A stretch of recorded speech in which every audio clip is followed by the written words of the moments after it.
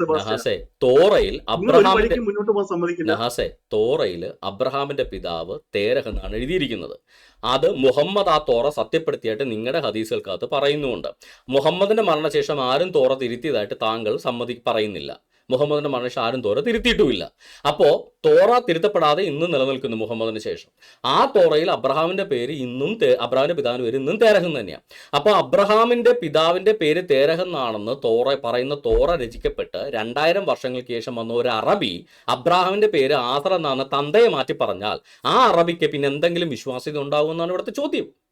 അതായിരുന്നു നമ്മുടെ ചോദ്യം. നഹാസിന് വേണമെന്നുണ്ടെങ്കിൽ സെബാസ്റ്റ്യൻ ബ്രദർ വഴി ജെമിനിയോട് ചോദിക്കാം. സെബാസ്റ്റ്യൻ പുന്നക്കലെ, ഒരു വ്യക്തിയുടെ അല്ല, നിങ്ങൾ ഈ പറയുന്ന ഒരു വ്യക്തിയാണ്. നിങ്ങൾ ഈ പറയുന്ന പോലെ ഖുർആനിൽ ഒരു വ്യക്തിയുടെ പിതാവിന്റെ പേരാണ് നിങ്ങൾ കൊണ്ടുവരുന്ന ഗ്രന്ഥത്തിന്റെ അല്ല, അതേപോലത്തെ അല്ല എന്ന് വാദിക്കുന്നത്.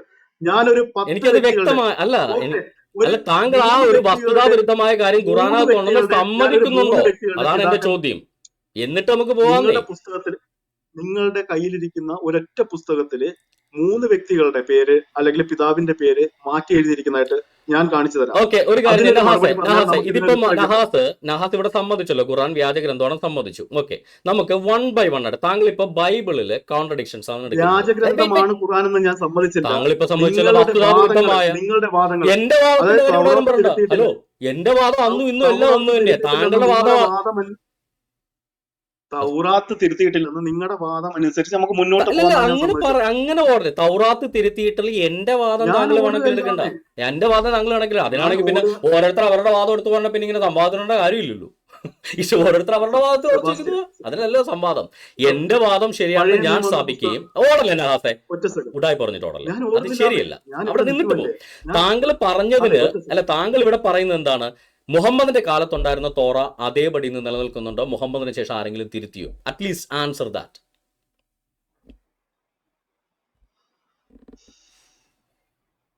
മുഹമ്മദ് നബി സത്യപ്പെടുത്തിയിട്ടുണ്ടെങ്കിൽ ആ ഗ്രന്ഥം സത്യഗ്രന്ഥം തന്നെയാണ്. ഞാൻ അത് മുഹമ്മദ് സമ്മതിക്കുന്നുണ്ട്. നബി സത്യപ്പെടുത്തിയതിനു ശേഷം ആരെങ്കിലും പിന്നീട് തിരുത്തിയോ?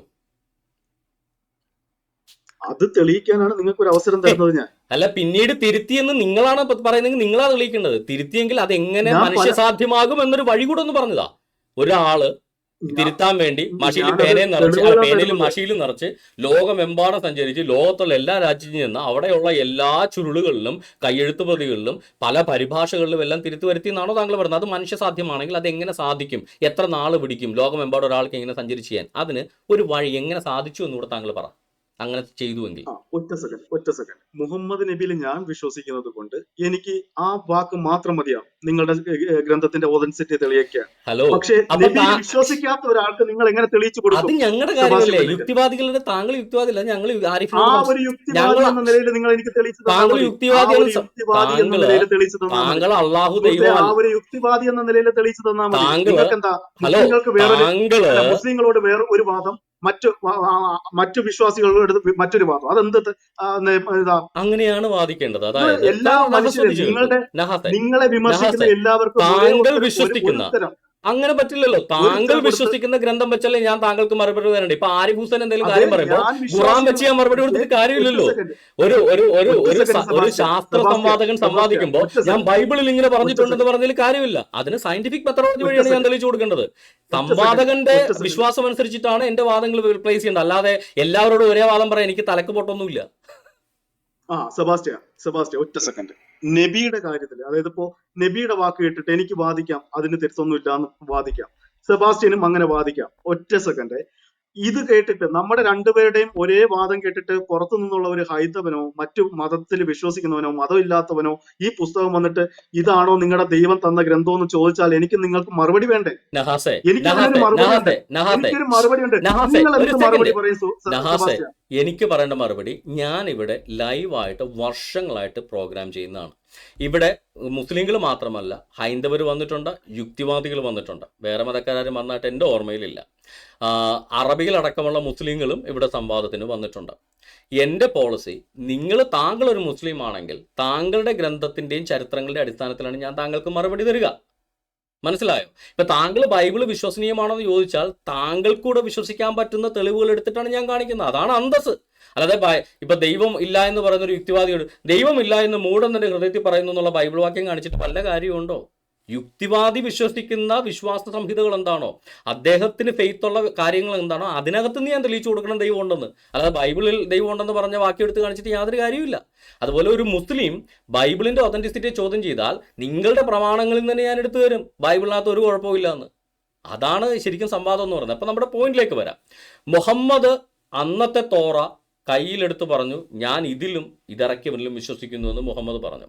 എൻ്റെ ചോദ്യം ഇതാണ്, മുഹമ്മദ് ആ പറഞ്ഞതിന് ശേഷം തോറ ആരെങ്കിലും തിരുത്തിയിട്ടുണ്ടോ? തിരുത്തിയിട്ടുണ്ടെങ്കിൽ അതെങ്ങനെ സാധ്യമാകും എന്നൊന്ന് വിശദീകരിക്കാമോ? സെബാസ്റ്റ്യൻ ഇടയ്ക്ക് കയറരുത് കേട്ടോ. എന്നെ സംബന്ധിച്ചിടത്തോളം എന്നോട് എന്റെ വിശ്വാസത്തെ പറ്റിയിട്ട് ഒരാൾ ചോദ്യം ചോദിച്ചാൽ അവന്റെ വിശ്വാസം പറഞ്ഞ് അവനെ മാത്രം ബോധ്യപ്പെടുത്തുന്നതാവില്ല എന്റെ ഉത്തരം.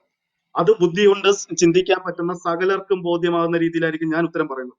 നിങ്ങൾക്ക് അങ്ങനെ ഒരു പരിമിതി ഉണ്ടെങ്കിൽ, അതായത് ഒരു മുസ്ലിം ചോദിച്ചാൽ ആ മുസ്ലിമിനെ മാത്രം ബോധ്യപ്പെടുത്തിയാൽ മതിയെങ്കിൽ മറ്റുള്ളവരുടെ മനസ്സിൽ ചോദ്യമായിട്ട് അത് ഇപ്പോഴും നിലനിൽക്കുന്നുണ്ടെങ്കിൽ അത് നിങ്ങളുടെ പരിമിതിയാണ്. അതായത് താങ്കൾ പറയുന്നത് ഒരാൾ ഖുറാനെ കുറിച്ച് ചോദ്യം ചോദിച്ചാൽ, ഒരു ക്രൈസ്തവനാവട്ടെ ആരാണെങ്കിലും ഒരു ക്രൈസ്തവൻ ഖുറാനെ കുറിച്ച് ചോദ്യം ചോദിച്ചാൽ ബൈബിളിനെ അഡ്രസ് ചെയ്യാതെ ഖുറാന്റെ ബേസിൽ മാത്രം മറുപടി പറയണം. ഇതാണ് താങ്കളുടെ പോളിസി അല്ലേ?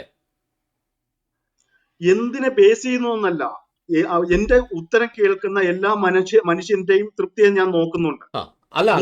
അതുകൊണ്ടാണ് ഞാൻ ചോദിച്ചത്. അല്ലാണ്ട് എന്റെ ഞങ്ങളിവിടെ ഖുറാന്റെ വിശ്വാസ്യതയെ കുറിച്ച് ചോദിച്ചപ്പോൾ താങ്കൾ ഓടിക്കറി ബൈബിളിലേക്കാണ് പോയത്. അല്ലാതെ ഖുറാൻ വിശ്വസനീയമാണെന്നുള്ളതിന്റെ തെളിവുകൾ താങ്കൾ നിരത്തുകയല്ല ചെയ്തത്. താങ്കൾ നേരെ കയറി ബൈബിളിലേക്കാണ് പോയത്. അതുകൊണ്ടാണ് ഞാൻ ഖുറാന്റെ വിശ്വാസത്തെ തന്നെ കയറി പിടിച്ചത്. മനസ്സിലായോ? ഇവിടുത്തെ ചർച്ചാ വിഷയം ബൈബിളല്ലായിരുന്നു. അല്ല, പൊതുവായിട്ടൊരു മനുഷ്യൻ ഇപ്പൊ നിങ്ങളോടും എന്നോടും ഈ ചോദ്യം ചോദിച്ചാൽ എങ്ങനെയാ? ഒരു പുറത്തു നിന്നുള്ള ഒരു വിശ്വാസിയോ അവിശ്വാസിയോ ബൈബിളും ഖുറാനും എടുത്തു വെച്ചിട്ട് ചോദിക്കുകയാണ്, ബൈബിളില് അബ്രഹാമിന്റെ പിതാവ് തേരഹാണ്, ഖുർആൻ എടുക്കുമ്പോൾ അത് ഇബ്രാഹിം നബിയുടെ പിതാവിന്റെ പേര് ആസറാണ്, ഇതിൽ ഏത് വിശ്വസിക്കണം ഞാൻ എന്ന് കൃത്യമായിട്ട് പറയാൻ പറ്റും. ഒറ്റ സെക്കൻഡ് പറയുന്നത് കേൾക്ക്. 2000 വർഷത്തിന് ശേഷം ഒരു അറബി ഒരു പുസ്തകം വന്ന രീതിയിൽ അതിനെങ്ങനെ അത് നിങ്ങളുടെ വാദം, നിങ്ങളത് വാദിച്ചോളൂ. എത്ര വർഷത്തിന് ശേഷം മുഹമ്മദ് ജനിച്ചത്? വാദം പറയട്ടെ, ഞാൻ എന്റെ ഉത്തരം പറയട്ടെ. ഞാൻ പറയും ഈ ഒരു മനുഷ്യന്റെ പിതാവിന്റെ കാര്യമല്ല, അവിടെ മറ്റു പല മനുഷ്യന്മാരുടെയും പിതാവിന്റെ കാര്യം, പിതാവിന്റെ പേര് മാറ്റി എഴുതപ്പെട്ടിട്ടുണ്ട്. നിങ്ങൾ അത് ശ്രദ്ധിക്കുക. അപ്പോൾ നമ്മൾ എങ്ങനെ ആ ഗ്രന്ഥത്തെ വിശ്വസിക്കും? മുഹമ്മദ് നബി അങ്ങനെ ഒരു വൈരുദ്ധ്യം എവിടെയും പറഞ്ഞിട്ടില്ല. അതുകൊണ്ട് തന്നെ എനിക്ക് വിശ്വാസയോഗ്യം ഖുർആനാണ് എന്ന് എനിക്ക് വാദിക്കാൻ പറ്റും. താങ്കൾ ഇവിടെ പറയുന്നത് ആർഗ്യുമെന്റ് എനിക്ക് മനസ്സിലായി, നല്ല ആർഗ്യുമെന്റ് ആണ് നഹാസെ, നല്ല ആർഗ്യുമെന്റ് ആണ്. താങ്കൾ ഇവിടെ പറഞ്ഞ ആർഗ്യുമെന്റ് ഞാൻ കൺസൈസ് ചെയ്യാൻ താങ്കളുടെ ആർഗ്യുമെന്റ് ഞാൻ കൺസൈസ് ചെയ്യാൻ തെറ്റണ്ടേ പറയാം. അതായത് താങ്കൾ ഇവിടെ പറയുന്നത് ഓൾറെഡി ഒരു കാര്യം ഒരു ഗ്രന്ഥത്തിൽ എഴുതിയിരിക്കുന്നു, അതിന് 2000 വർഷങ്ങൾക്ക് ശേഷം ഒരാളുടെ ബാപ്പയെ മാറ്റി പറയുന്നു. അപ്പോ എന്തുകൊണ്ട് ബാപ്പയെ മാറ്റി പറഞ്ഞു എന്ന് ചോദിക്കുമ്പോൾ അയാൾ ഇന്നുവരെ നുണ പറഞ്ഞിട്ടില്ല എന്നാണ് ഉത്തരം പറയുന്നത്. അങ്ങനെയാണെങ്കിൽ താങ്കളോട് ഇന്ന് വരെ നുണ പറയാത്ത ഒരാള് താങ്കളോട് വന്ന് പറയുകയാണ് മുഹമ്മദിന്റെ വാപ്പ തങ്കച്ചന എന്ന് പറഞ്ഞാൽ താങ്കൾ വിശ്വസിക്കുമോ? ഇപ്പൊ അബ്രഹാമിന്റെ വാപ്പയെ മാറ്റിയ മുതൽ മുഹമ്മദിന്റെ വാപ്പയെ മാറ്റിയാൽ താങ്കൾക്കത് സ്വീകാര്യമാകുമോ? ഇന്ന് വരെ താങ്കളോട് ഒരു നുണയും പറയാത്ത ഒരാൾ.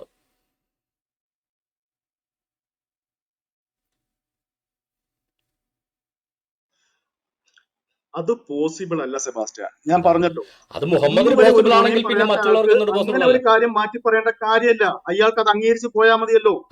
പറയേണ്ട കാര്യമില്ല. മുഹമ്മദ് എന്തിനാ മാറ്റിയത്? ഒറ്റ സെക്കൻഡ്, ഇത് നിങ്ങൾ നുണ പറഞ്ഞുകൊണ്ടിരിക്കുകയാണെന്നാണ് ഞാൻ തെളിയിക്കുന്നത്. ബൈബിളിൽ നുണ പറഞ്ഞുകൊണ്ടിരിക്കുന്നത് ഞങ്ങളും പറയുന്നത് മുഹമ്മദ് അപ്പൊ നുണ പറഞ്ഞുകൊണ്ടിരിക്കുമല്ലേ? ബൈബിൾ നുണ പറഞ്ഞുകൊണ്ടിരിക്കുകയാണെന്നാണ് പറയുന്നത്. മനസ്സിലായില്ല. മനുഷ്യരുടെ ചില ചരിത്ര പുരുഷന്മാരുടെ ഇപ്പോഴും ചോദ്യം മനസ്സിലായില്ല. You didn't understand the question. 2000 വർഷങ്ങൾക്ക് ശേഷം ഒരാൾ വന്നിട്ട് ബാപ്പയെ മാറ്റി പറഞ്ഞാൽ 2000 വർഷങ്ങൾക്ക് ശേഷം ഒരാൾ വന്ന് ബാപ്പയെ മാറ്റി പറയുമ്പോൾ താങ്കൾ പറയുന്നത് അയാൾ നഹാസെ നിങ്ങളുടെ ഗ്രന്ഥത്തിലെ വൈരുദ്ധ്യമാണ് ചൂണ്ടിക്കാണിക്കുന്നത്. നിങ്ങളുടെ ഗ്രന്ഥത്തിലെ വൈരുദ്ധ്യമാണ് നമ്മൾ ചൂണ്ടിക്കാണിക്കുന്നത്. അപ്പൊ അതിനകത്ത് നിന്നൊന്ന് ഉത്തരം പറഞ്ഞിട്ട് പോകും. അതാണ് ഇവിടുത്തെ ഒരു മാന്യത എന്ന് പറയുന്നത്. നിങ്ങളുടെ ഗ്രന്ഥത്തിൽ പറയുന്നു അബ്രഹാമിന്റെ പിതാവ് തേരഹാണെന്ന് മോശ എഴുതി 2000 വർഷങ്ങൾക്ക് ശേഷം ഒരു അറബി വന്നിട്ട് പറയുന്നു അബ്രഹാമിന്റെ പിതാവ് ആസറാണ്, തേരഹല്ലാന്ന്. അപ്പോൾ ഒരു ചോദ്യം വരും, ഈ അറബി പറഞ്ഞത് എങ്ങനെ വിശ്വസിക്കും? താങ്കൾ പറയുന്ന ആർഗ്യുമെന്റ് ആ അറബി ഇന്ന് വരെ നുണ പറഞ്ഞിട്ടില്ല, അതുകൊണ്ട് അദ്ദേഹം ആ പറഞ്ഞതും ശരിയാണ്. അതായത് 2000 വർഷങ്ങൾക്ക് മുന്നേ എഴുതിയ പുസ്തകം തെറ്റാണ്, ആ അറബി ആ പറഞ്ഞ ശരിയാണ്. അതിന്റെ കാരണം താങ്കൾക്ക് വിശ്വസിക്കാനുള്ള കാരണം ആ അറബി ഇന്ന് വരെ നുണ പറഞ്ഞിട്ടില്ല. അങ്ങനെയാണെങ്കിൽ ഇന്നൊരു മലയാളി, ഇന്ന് വരെ നുണ പറയാത്ത ഒരു മലയാളി താങ്കളോട് വന്നിട്ട് മുഹമ്മദിന്റെ വാപ്പ തങ്കച്ചനാണെന്ന്, അബ്രഹാമിന്റെ വാപ്പ മാറ്റിയ പോലെ മുഹമ്മദിന്റെ വാപ്പ തങ്കച്ചനാണെന്ന് പറഞ്ഞാൽ താങ്കൾ അത് അംഗീകരിക്കാൻ ബാധ്യസ്ഥനാണല്ലോ എന്നാണ് ഞാൻ ചോദിച്ചത്. താങ്കൾ അത് അംഗീകരിക്കുന്നില്ലെങ്കിൽ മുഹമ്മദ് അബ്രഹാമിന്റെ വാപ്പയെ മാറ്റിയത് താങ്കൾ എന്തുകൊണ്ട് അംഗീകരിക്കുന്നു എന്നുള്ളതാണ് എന്റെ മറുചോദ്യം. കെവിനെ ഇടയ്ക്ക് സെബാസ്റ്റ്യൻ കയറാതെ നോക്കിയോണേ. എന്റെ ഞാൻ സംസാരിക്കുന്നതിന് ഇടയ്ക്ക് കയറാതെ നോക്കിയോണേ. എന്നെ മാത്രം മ്യൂട്ട് ചെയ്യുന്നതിൽ ശ്രദ്ധിക്കരുത് കേട്ടോ. ഓക്കെ, സെബാസ്റ്റ്യൻ പിന്നെ മുഹമ്മദ് നബിയെ നമുക്ക് വിശ്വാസയോഗ്യതയിൽ എടുക്കാം. കാരണം ബൈബിൾ എഴുത്തുകൾ വന്നതിന് ശേഷമോ അതിനു മുൻപുള്ള വ്യക്തികളാണ് യേശുക്രിസ്തുവിനെ കുറിച്ചിട്ട് ഫാദറിന്റെ മകൻ എന്നുള്ള ഒരു ആരോപണം ഉണ്ടാക്കിയത്.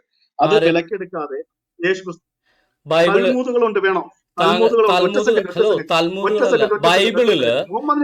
യഹൂദന്മാര് വിശ്വാസയോഗ്യൻ എങ്ങനെയാണ് ആകുന്നതെന്ന് ഞാൻ പറഞ്ഞുതരാം സെബാസ്റ്റ്യൻ, ഞാൻ പറഞ്ഞുതരാം. നിങ്ങളൊന്ന് മ്യൂട്ട് ചെയ്തിരിക്കും, ഞാൻ പറഞ്ഞുതരാം. ഓക്കെ, പറയൂ. മുഹമ്മദ് വിശ്വാസത്തോടെ പറയൂ, കേൾക്കാൻ ആഗ്രഹമുണ്ട്. മുഹമ്മദ് നബി.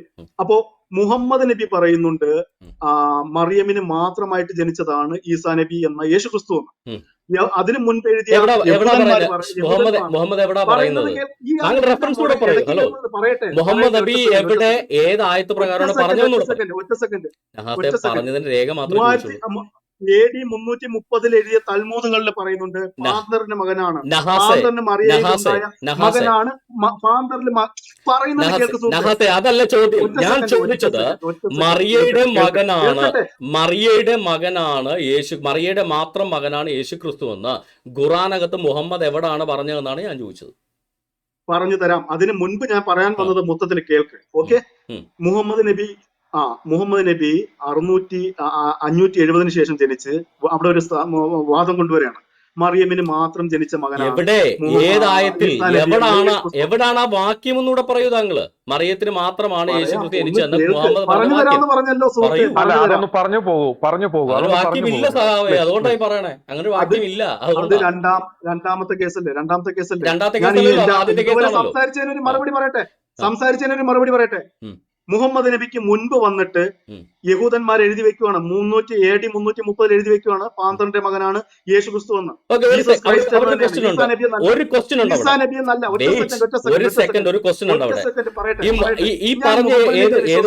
ഏത് വർഷമാണ് പറഞ്ഞതെന്ന് പറഞ്ഞേ? AD 300-ലോ? AD 330. Okay, AD 330. AD 30, അതിന് 300 വർഷങ്ങൾക്ക് മുന്നേ AD 30 സുവിശേഷകാരന്മാര് യഹൂദന്മാർ യേശുക്രിസ്തുവിനെ, അത് ഞങ്ങളുടെ വിഷയം. മുഹമ്മദ് നബിക്ക് മുൻപുള്ള യഹൂദനിൽ വിശ്വസിക്കണം. Talking history. മുഹമ്മദ് നബിക്കുള്ള വിശ്വസിച്ചു, ഞങ്ങൾ വിശ്വസിക്കുന്ന കാര്യമില്ല. ഞാൻ ചോദിക്കുന്നത് മുഹമ്മദ് നബി ജനിക്കുന്നതിന് കാലഘട്ടമാണ് സത്യത്തിന്റെ മാനദണ്ഡം നിങ്ങളാണ് പറഞ്ഞത്. ഹലോ, നഹാസെ, താങ്കൾ എടുക്കുന്ന റെഫറൻസ് AD 330 ഏതോ യഹൂദന്മാർ ഉണ്ടാക്കിയ ഒരു തൽമൂദിന്റെ കാര്യമാണ് താങ്കൾ പറയുന്നത്. ഏതോ യഹൂദൻ എന്നല്ല, ആരുണ്ടാക്കിയെന്ന് ആർക്ക് പോലും അറിയാത്ത ഒരു തൽമൂദിന്റെ കാര്യം പറയുന്നത്. അത് താങ്കൾ പറയുന്ന വർഷം പോലും AD 330. AD 30 ാണ് സുവിശേഷം എഴുതപ്പെടുന്നത്. AD 60-കളിലും 30-കളിലൊക്കെയാണ് സുവിശേഷങ്ങൾ എഴുതപ്പെടുന്നത്. ആ സുവിശേഷങ്ങളിൽ കൃത്യമായിട്ട് പറയും. താങ്കൾ ഉദ്ധരിച്ച രേഖക്ക് 300 വർഷങ്ങൾക്ക് മുന്നേ ഉള്ള രേഖയിൽ എന്താ പറയുന്നത്? അവൻ യോസഫിന്റെ മകനെന്ന് യഹൂദന്മാർ വിചാരിച്ചു എന്നാണ്. അപ്പൊ ഏതോ ഊരും പേരും ഇല്ലാത്ത ഏതോ ഒരുത്തൻ 300 വർഷങ്ങൾക്ക് ശേഷം എഴുതി വിശ്വസിക്കണമോ, സുവിശേഷങ്ങളിൽ പറയുന്നത് വിശ്വസിക്കണമോ? താങ്കൾ പറഞ്ഞ കണക്കനുസരിച്ചിട്ട് ഞാൻ മുഹമ്മദ് നബിയിൽ വിശ്വസിക്കുന്ന ആളാണ്. മുഹമ്മദ് നബിക്ക് മുൻപ് പറഞ്ഞ വാദമാണ് ഈ തൽമൂദിലുള്ളത്. മുഹമ്മദ് ജനിക്കുന്നതിന് 600 വർഷം മുന്നേയുള്ള, മുഹമ്മദ് ജനിക്കുന്നതിന് 500 ചില്ലാനം വർഷങ്ങൾക്ക് മുന്നേ മുഹമ്മദ് നബി പറഞ്ഞതെടുക്കണം. കേൾക്ക്. മുഹമ്മദ് നബിയിൽ വിശ്വസിക്കണമോ, മുഹമ്മദ് നബിക്ക് മുൻപ് വന്ന തൽമൂദുകളിൽ വിശ്വസിക്കണോ? അതിനു മുന്നേയുള്ള സുവിശേഷത്തിൽ വിശ്വസിക്കണം. തൽമൂദുകൾക്ക് മുഹമ്മദിനും മുന്നേയുള്ള സുവിശേഷങ്ങളിൽ വിശ്വസിക്കണം. കാര്യം അതിനെല്ലാത്തിനും 13 വർഷം. അവിടെ നിൽക്കട്ടെ, മുഹമ്മദ് നബിക്ക് മുൻപ് അങ്ങനെ ഒരു ആർഗ്യുമെന്റ് ഉണ്ടല്ലോ. മുഹമ്മദ് നബിയുടെ വാദത്തിനെതിരായിട്ട് തൽമൂദുകൾ അങ്ങനെ ഉണ്ടല്ലോ. ഞാൻ ചോദിക്കുന്നത്, മുഹമ്മദ് ജനിക്കുന്നത് 6-ാം നൂറ്റാണ്ടിൽ വന്ന നബി പറഞ്ഞത് വിശ്വസിക്കണോ, അതോ 3-ാം നൂറ്റാണ്ടിൽ തൽമൂദിൽ വിശ്വസിക്കണമോ, 1-ാം നൂറ്റാണ്ടിൽ വന്ന സുവിശേഷത്തിൽ വിശ്വസിക്കണോ? താങ്കൾ തന്നെ പറ. ഞാൻ ഒന്നാം നൂറ്റാണ്ടിൽ വന്ന സുവിശേഷം വിശ്വസിക്കും. കാലഘട്ടം വെച്ചിട്ട് ഒന്നാം നൂറ്റാണ്ടിൽ വന്ന സുവിശേഷമല്ലേ ഏറ്റവും കാലഘട്ടത്തിനുള്ളത്? നൂറ്റാണ്ട് എടുക്കണമല്ലോ. താങ്കൾ മൂന്നാം നൂറ്റാണ്ടിലാണ്. ഞാൻ പറയുന്നത് കേട്ടോ. നിങ്ങൾ താങ്കൾ ചോദ്യം എനിക്ക് മനസ്സിലായി. 6-ാം നൂറ്റാണ്ടിൽ വന്ന മുഹമ്മദ് പറയുന്നത് കേൾക്കണമോ, 3-ാം നൂറ്റാണ്ടിൽ ആരോ എഴുതിയ തൽമൂദ് പറയുന്നത് കേൾക്കണമോ, 1-ാം നൂറ്റാണ്ടിൽ അപ്പോസ്തലന്മാർ എഴുതിയ സുവിശേഷം കേൾക്കണമോ? 1-ാം നൂറ്റാണ്ടിൽ അപ്പോസ്തലന്മാർ എഴുതിയ സുവിശേഷം കേൾക്കണം, അതാണ് ഏറ്റവും പഴയത്. ഓക്കെ, കാര്യം. ഇനി എന്താ താങ്കളുടെ? അപ്പൊ മുഹമ്മദ് നബി പറയേണ്ട കാര്യമില്ല. മുഹമ്മദ് നബി അവിടെ ചെയ്ത ചെറ്റത്തരം എന്താണെന്നറിയോ? ഞാൻ അങ്ങനെ തന്നെ പറയും, ക്ഷമിക്കുക, ആ വാക്ക് ഉപയോഗിച്ചാൽ ക്ഷമിക്കുക. എന്റെ കാരണം ഞാൻ പറയാം. യഹൂദന്മാരുടെ മകനാണെന്ന് പറഞ്ഞില്ലായിരിക്കും. അല്ല, മുഹമ്മദ് നബി അവിടെ പറഞ്ഞ അനേക വഷളത്തരങ്ങളുണ്ട്. യഹൂദന്മാർ വിചാരിച്ചിരുന്നത് യേശുക്രിസ്തു യോസഫിന്റെ മകനാണെന്നാണ്. സുവിശേഷങ്ങളെല്ലാം ഒരേപോലെ സാക്ഷ്യം പറയുന്നു, അവൻ യോസഫിന്റെ മകനെന്ന് ആ നാട്ടുകാർ വിചാരിച്ചു. മുഹമ്മദും മുസ്ലിങ്ങളും പറഞ്ഞുണ്ടാക്കുകയാണ്. ഏതോ ഒരുത്തൻ, യഹൂദനാണെന്ന് പോലും അറിയില്ല, ആരോ ഒരുത്തൻ, ഊരും പേരും തന്തയുടെ പേരും ഇല്ലാത്ത ഏതോ ഒരുത്തൻ ഒരു തൽമൂദിൽ എങ്ങാണ്ട് എഴുതിയെന്ന് നിങ്ങൾ പറയുന്നു. ആ യേശുക്രിസ്തു ഏതോ ഒരു റോമക്കാരന്റെ മകനാന്ന് പറയുന്നു എന്ന് പറഞ്ഞുകൊണ്ട് നിങ്ങൾ വരുന്നു. ആ ഗ്രന്ഥങ്ങൾക്കൊക്കെ 100-300 വർഷങ്ങൾക്ക് മുന്നേ പഴക്കമുള്ള സുവിശേഷങ്ങളിൽ യേശുക്രിസ്തു യോസഫിന്റെ മകനാണെന്ന് യഹൂദന്മാർ വിചാരിച്ചു എന്ന് പറയുമ്പോൾ, യേശുക്രിസ്തു ഏതോ റോമക്കാരന്റെ മകനാണെന്ന് യഹൂദന്മാർ വിചാരിച്ചു എന്നുള്ള വൃത്തികെട്ട പരിപാടി മുസ്ലിങ്ങളാണ് ഇവരുടെ ലോകത്ത് പ്രചരിപ്പിക്കുന്നത്. അങ്ങനെ യേശുവിനെ അപമാനിക്കുന്നവരാണ് മുഹമ്മദും മുസ്ലിങ്ങളും.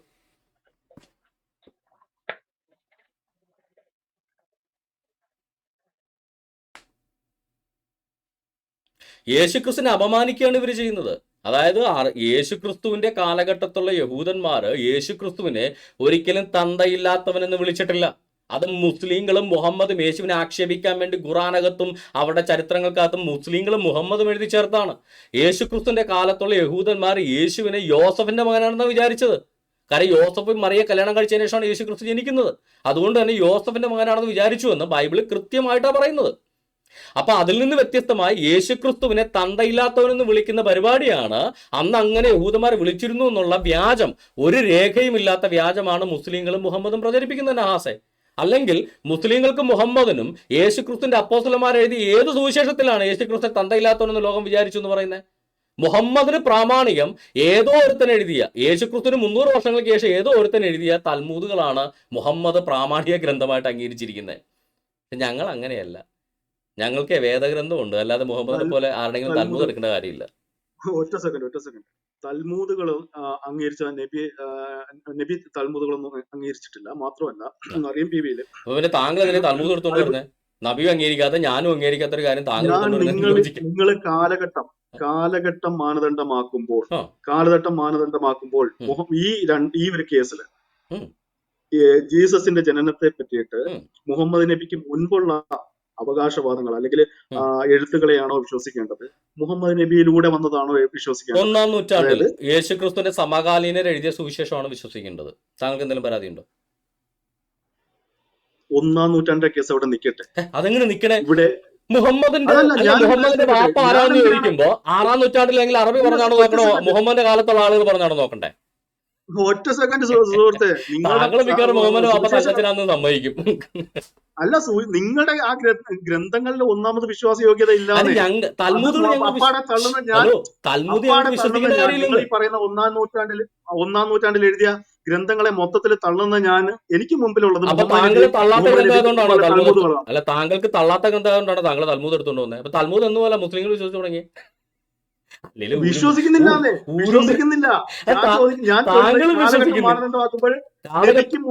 നബിക്ക് മുൻപിൽ അങ്ങനെ ഒരു എഴുത്തുകളുണ്ട്. അല്ല, 1-ാം നൂറ്റാണ്ടാണോ കാലഘട്ടത്തിൽ പഴയത്?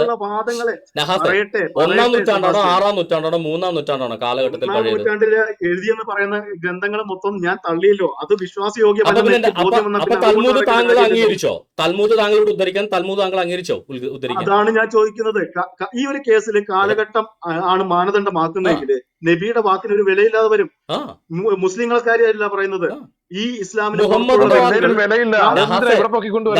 ഇവിടെ താങ്കൾ ഇവിടെ ഉദ്ധരിച്ച 6-ാം നൂറ്റാണ്ടിൽ വിശ്വസിക്കുന്നതുകൊണ്ടാണ് ഞാൻ വിശ്വസിക്കുന്നത്. അല്ല, 6-ാം നൂറ്റാണ്ടിൽ മുഹമ്മദ് ഒരു പുസ്തകം കൊണ്ടുവന്നു. ഓക്കെ, 3-ാം നൂറ്റാണ്ടിൽ താങ്കൾ പറയുന്നു 3-ാം നൂറ്റാണ്ടിൽ ആരോ ഒരാൾ തൽമൂദ് കൊണ്ടുവന്നു.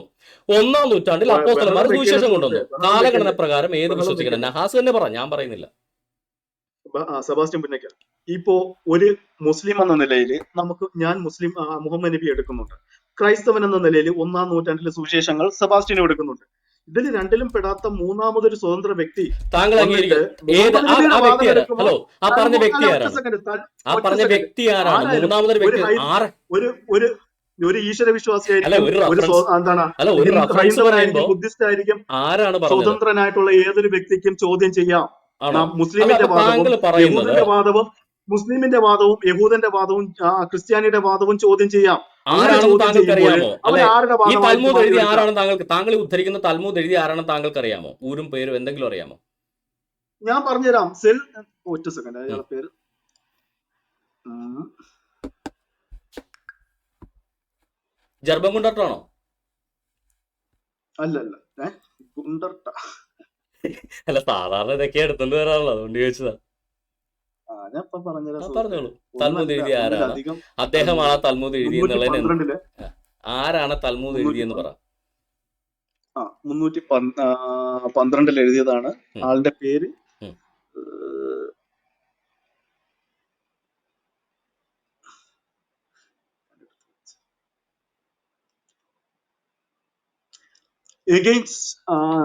എഗെയിൻസ്റ്റ് സെൽസസ്.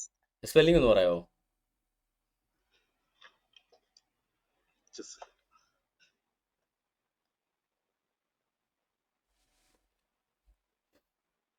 എഗെയിൻസ്റ്റ് സെൽസിസോ?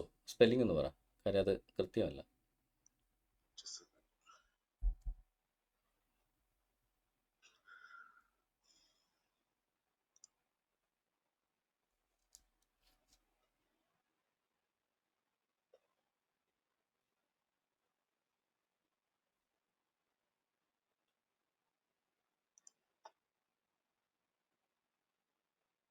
ആ തൽമൂദ് എഴുതിയ ആളുടെ സ്പെല്ലിംഗ് ഒന്ന് പറയുക. അപ്പം ഇദ്ദേഹം ഇവിടെ പറയുന്നത് 1-ാം നൂറ്റാണ്ടിൽ ജീവിച്ച യേശുക്രിസ്തുവിനെ കുറിച്ച് 1-ാം നൂറ്റാണ്ടിൽ ജീവിച്ച അപ്പോസ്തലന്മാർ എഴുതിയ സുവിശേഷങ്ങൾക്കല്ല പ്രാധാന്യം, അതിനും 300 വർഷങ്ങൾക്ക് ശേഷം 300 വർഷങ്ങളെ ശേഷം ഏതോ ഒരുത്തൻ പറഞ്ഞ് തൽമൂദിൽ പറയുന്നതാണ് ശരി. അങ്ങനെയാണെങ്കിൽ മുഹമ്മദിൻ്റെ വാപ്പ ആരാണെന്ന്, അബ്ദുള്ള ആണെന്ന് ഇവരുടെ ഹിസ്റ്റോറിയൻസ് പറയുന്നത് വിശ്വസിക്കാൻ പാടില്ല. ഇന്ന് ആരെങ്കിലും മുഹമ്മദ് വാപ്പ തങ്കച്ചനാണെന്ന് പറഞ്ഞാൽ അത് വിശ്വസിക്കണം. അവൻ മുസ്ലിമും ക്രിസ്ത്യാനിയിലും പ്രത്യേകിച്ച് വിശ്വസിക്കണം എന്നാണ് ഇദ്ദേഹത്തിൻ്റെ ആർഗ്യുമെൻറ്റ്. എന്തായാലും നല്ല മനോഹരമായ ഒരു ആർഗ്യുമെൻ്റാണ്. എന്തായാലും കേൾക്കട്ടെ.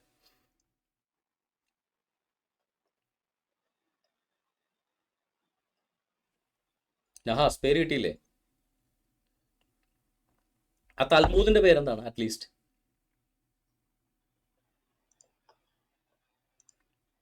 നഹാസെ, അറ്റ്ലീസ്റ്റ് ആ തൽമൂദിന്റെ പേര്.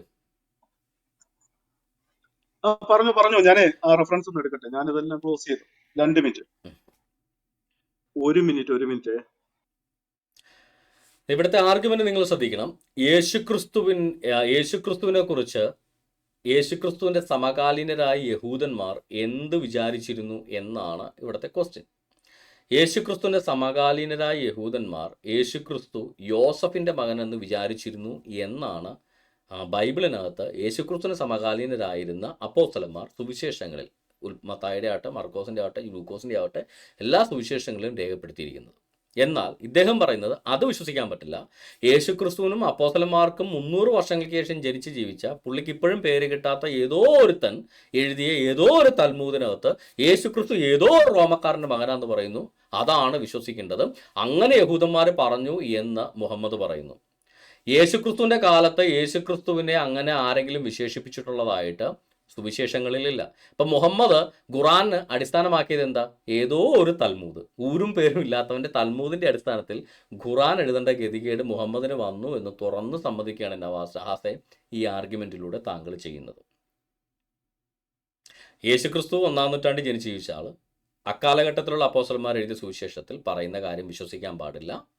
അതിന് 300 വർഷങ്ങൾക്ക് ശേഷം വന്ന ഏതോ ഒരുത്തം പറഞ്ഞ് ഊരും പേരും ഇല്ലാത്തവൻ്റെ തൽമൂദിൽ പറയുന്നത് വിശ്വസിക്കണമെന്ന് പറയുമ്പോൾ, മുഹമ്മദിൻ്റെ വാപ്പ ആരാണെന്ന്, അബ്ദുള്ളയാണെന്ന് മുഹമ്മദിൻ്റെ സഹാബികൾ പറഞ്ഞ് വിശ്വസിക്കാൻ പാടില്ല. അതിന് 500-600 വർഷത്തിന് ശേഷം ഏതോ ഒരുത്തം വന്നിട്ട് ഏതോ ഒരു തങ്കച്ചനായരാണ് മുഹമ്മദിൻ്റെ വാപ്പ എന്ന് പറഞ്ഞാൽ അത് വിശ്വസിക്കണം എന്ന ആർഗ്യുമെൻ്റാണ് ഇദ്ദേഹം ഇവിടെ വെക്കുന്നത്. അതായത് പുള്ളിക്കാരൻ പ്രവാചകനെ നൈസായിട്ട് അങ്ങ് നിന്ദിക്കുകയാണ്. നഹാസെ, കിട്ടിയോ?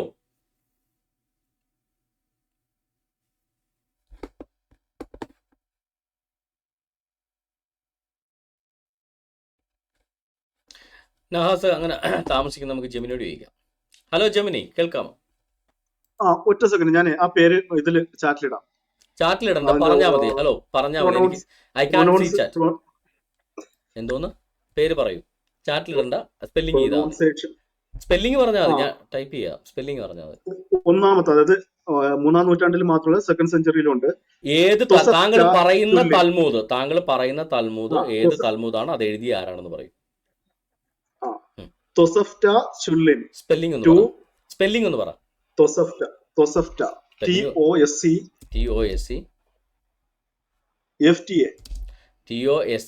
FTA Tosefta Chullin. Spelling CHULLIN. ഇതാ അതിൽ പറയുന്നത് അല്ല, ഇത് യേശുവിൻ തൽമൂദാണോ? തൽമൂദ് എഴുതിയ ആളുടെ പേരാണോ? എന്താണിത്? ഇത് തൽമൂദിന്റെ റെഫറൻസാ വരുന്നത്. അല്ലല്ല, ഞാൻ ചോദിച്ചത് ഇത് തൽമൂദിന്റെ പേരാണോ, ഈ തൽമൂദ് ഉണ്ടാക്കിയ ആളുടെ, എഴുതിയ ആളുടെ പേരാണോ? ആ തൽമൂദ് അല്ല, ഇത് ആരുടെ പേരാണ്? ഇത് ആരുടെ പേരാണ്? എന്താണ് താങ്കൾ ഈ പറയുന്നത് റബ്ബിയുടെ പേരാണ്. തൊസഫ്റ്റ ചുല്ലിൻ എന്ന് പറയുന്ന ഒരു റബ്ബിയുടെ പേരാണ്. റബ്ബിയുടെ പേരാണ്. എന്റെ പൊന്ന് സഖാവേ, തൊസഫ്റ്റ ചുല്ലിൻ എന്ന് പറയുന്ന ഒരു റബ്ബിയുടെ പേരാണ് അല്ലേ? റബ്ബാനിക് ടെസ്റ്റ് എന്നാണ് എഴുതിയിരിക്കുന്നത്. റബ്ബാനിക് ടെസ്റ്റ് എന്ന് എഴുതിയ തൊസഫ്റ്റ ചുല്ലിൻ എന്ന് പറയുന്ന റബ്ബിയുടെ പേരാണെന്ന് താങ്കൾ പറയുന്നത്. ഓക്കെ, നമുക്കിവിടെ നമ്മുടെ ചേച്ചി ജെമിനി താത്ത ഇരിപ്പുണ്ടല്ലോ, ജെമിനി താത്തയോട് തന്നെ ചോദിക്കാം. ഹലോ ജെമിനി, കേൾക്കാമോ?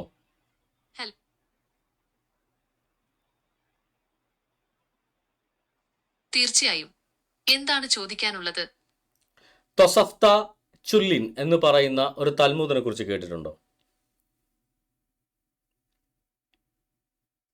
തൊസഫ്ത ജൂതന്മാരുടെ വാമൊഴി നിയമസംഹിതയാണ്.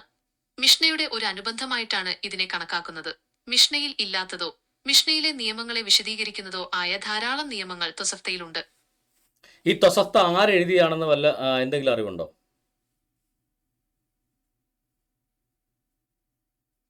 തൊസഫ്ത എഴുതിയത് ആരാണെന്ന് കൃത്യമായി അറിയില്ല.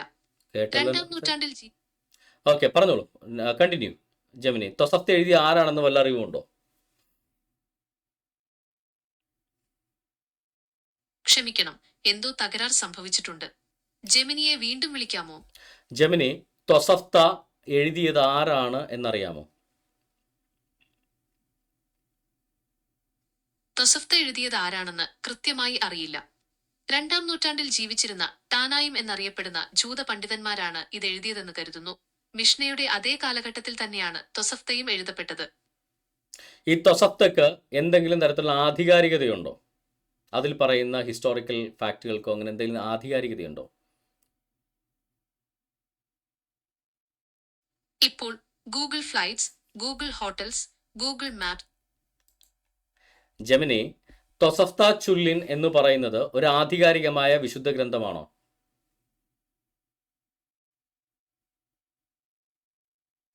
തൊസഫ്ത ചുല്ലിൻ ഒരു വിശുദ്ധ ഗ്രന്ഥമായി കണക്കാക്കപ്പെടുന്നു. ജൂതന്മാർക്ക് ഇത് വളരെ പ്രധാനപ്പെട്ട ഒരു ഗ്രന്ഥമാണ്. ഇതിൽ പറയുന്ന കാര്യങ്ങൾക്ക് വലിയ ആധികാരികതയുണ്ട്. തൊസഫ്ത ചുല്ലിൻ എഴുതിയത് ആരാണെന്നറിയാമോ? തൊസഫ്ത എഴുതിയത് ആരാണെന്ന് കൃത്യമായി അറിയില്ല.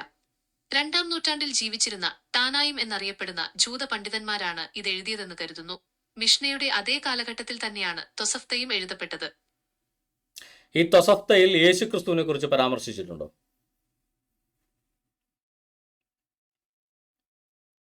തൊസഫ്തയിൽ യേശുക്രിസ്തുവിനെ കുറിച്ച് നേരിട്ടുള്ള പരാമർശങ്ങളില്ല. എന്നാൽ യേശുവിന്റെ കാലഘട്ടത്തിലെ ചില സാമൂഹിക പ്രശ്നങ്ങളെക്കുറിച്ചും മതപരമായ ചർച്ചകളെക്കുറിച്ചുമുള്ള പരാമർശങ്ങൾ തൊസഫ്തയിലുണ്ട്. യേശുക്രിസ്തുവിന്റെ പിതാവിനെ കുറിച്ച് എന്തെങ്കിലും പരാമർശം തൊസഫ്തയിലുണ്ടോ? ഇപ്പോൾ Google flights, Google hotels, Google maps. ജെമിനിക്ക് ഉത്തരം വിട്ടും പോടുന്നതാണ്. ജെമിനി, തൊസഫ്ത ചുല്ലിനിൽ യേശുക്രിസ്തുവിന്റെ പിതാവിനെ കുറിച്ച് എന്തെങ്കിലും പരാമർശമുണ്ടോ?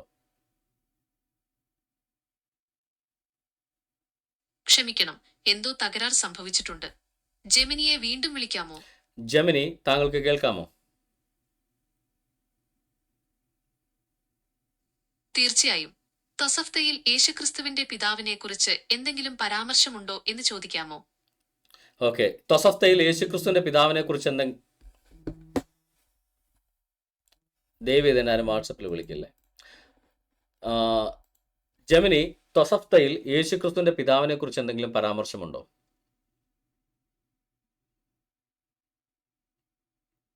തൊസഫ്തയിൽ യേശുക്രിസ്തുവിന്റെ പിതാവിനെ കുറിച്ച് നേരിട്ടുള്ള പരാമർശങ്ങളില്ല.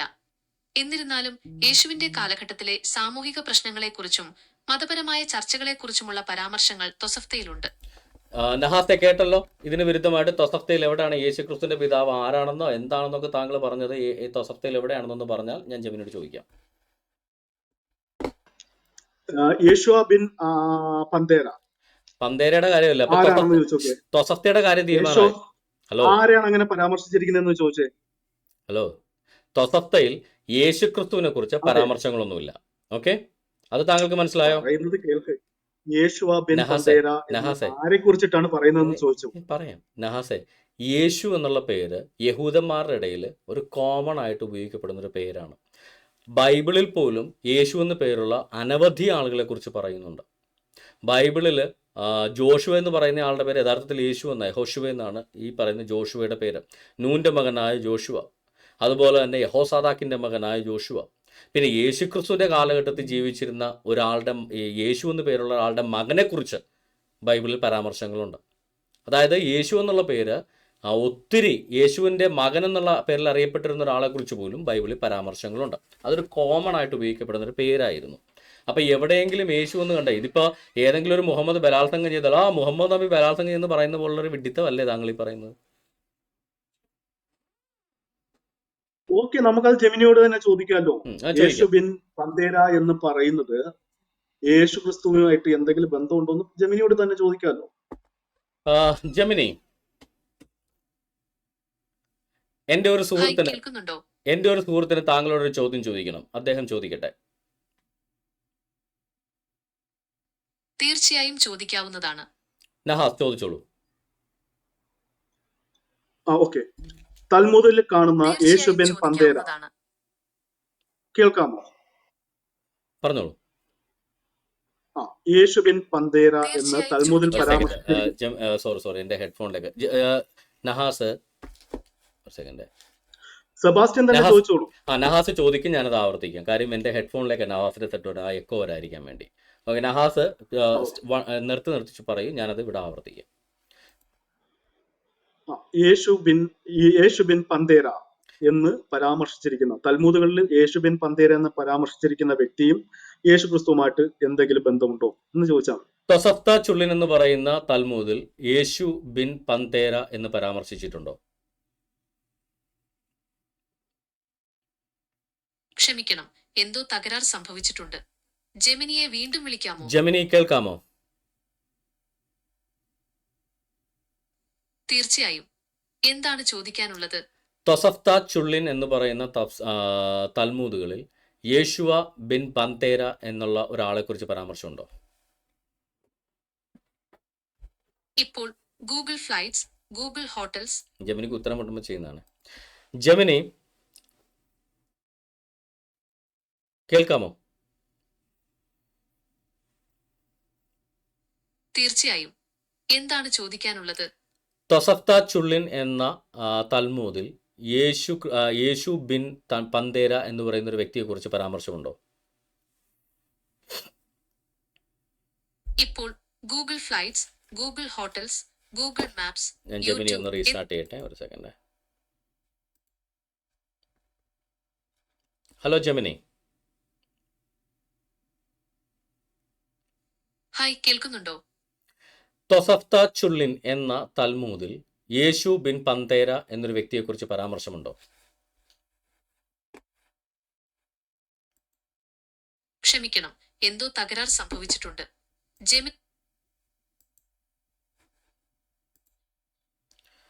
Hi Gemini. ഹായ്, കേൾക്കുന്നുണ്ടോ? താങ്കൾ തൽമൂദുകൾ വായിച്ചിട്ടുണ്ടോ?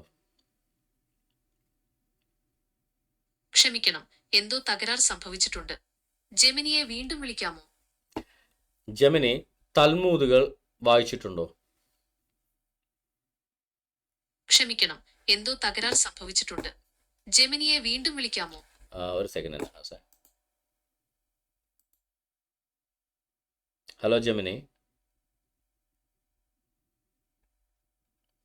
ഹായ്, കേൾക്കുന്നുണ്ടോ? നമുക്ക് തൽമൂദുകളെ കുറിച്ച് സംസാരിക്കാൻ സാധിക്കുമോ? തീർച്ചയായും. തൽമൂദിനെ കുറിച്ച് സംസാരിക്കാം. എന്താണ് അറിയേണ്ടത്? തൊസഫ്ത ചുള്ളിൻ എന്ന് പറയുന്ന തൽമൂദിൽ യേശു ബിൻ പന്തേര എന്ന് പറയുന്ന ഒരു വ്യക്തിയെക്കുറിച്ച് പരാമർശമുണ്ടോ? ക്ഷമിക്കണം, എന്തോ തകരാർ സംഭവിച്ചിട്ടുണ്ട്. ജെമിനിയെ വീണ്ടും വിളിക്കാമോ? ജെമിനിക്ക് അതിനെക്കുറിച്ച് അറിവില്ല, അതുകൊണ്ടാണ് വീണ്ടും വിളിക്കാമെന്ന് ചോദിക്കുന്നത്. ഞാൻ ഒന്നുകൂടെ വിളിക്കാം, അല്ലെങ്കിൽ നമുക്ക് താങ്കളെ എവിഡൻസ് എടുക്കുക. ജെമിനി. ഹായ്, കേൾക്കുന്നുണ്ടോ? തൊസഫ്ത ചുള്ളിൻ എന്ന തൽമൂദിനെ കുറിച്ച് സംസാരിക്കാൻ സാധിക്കുമോ?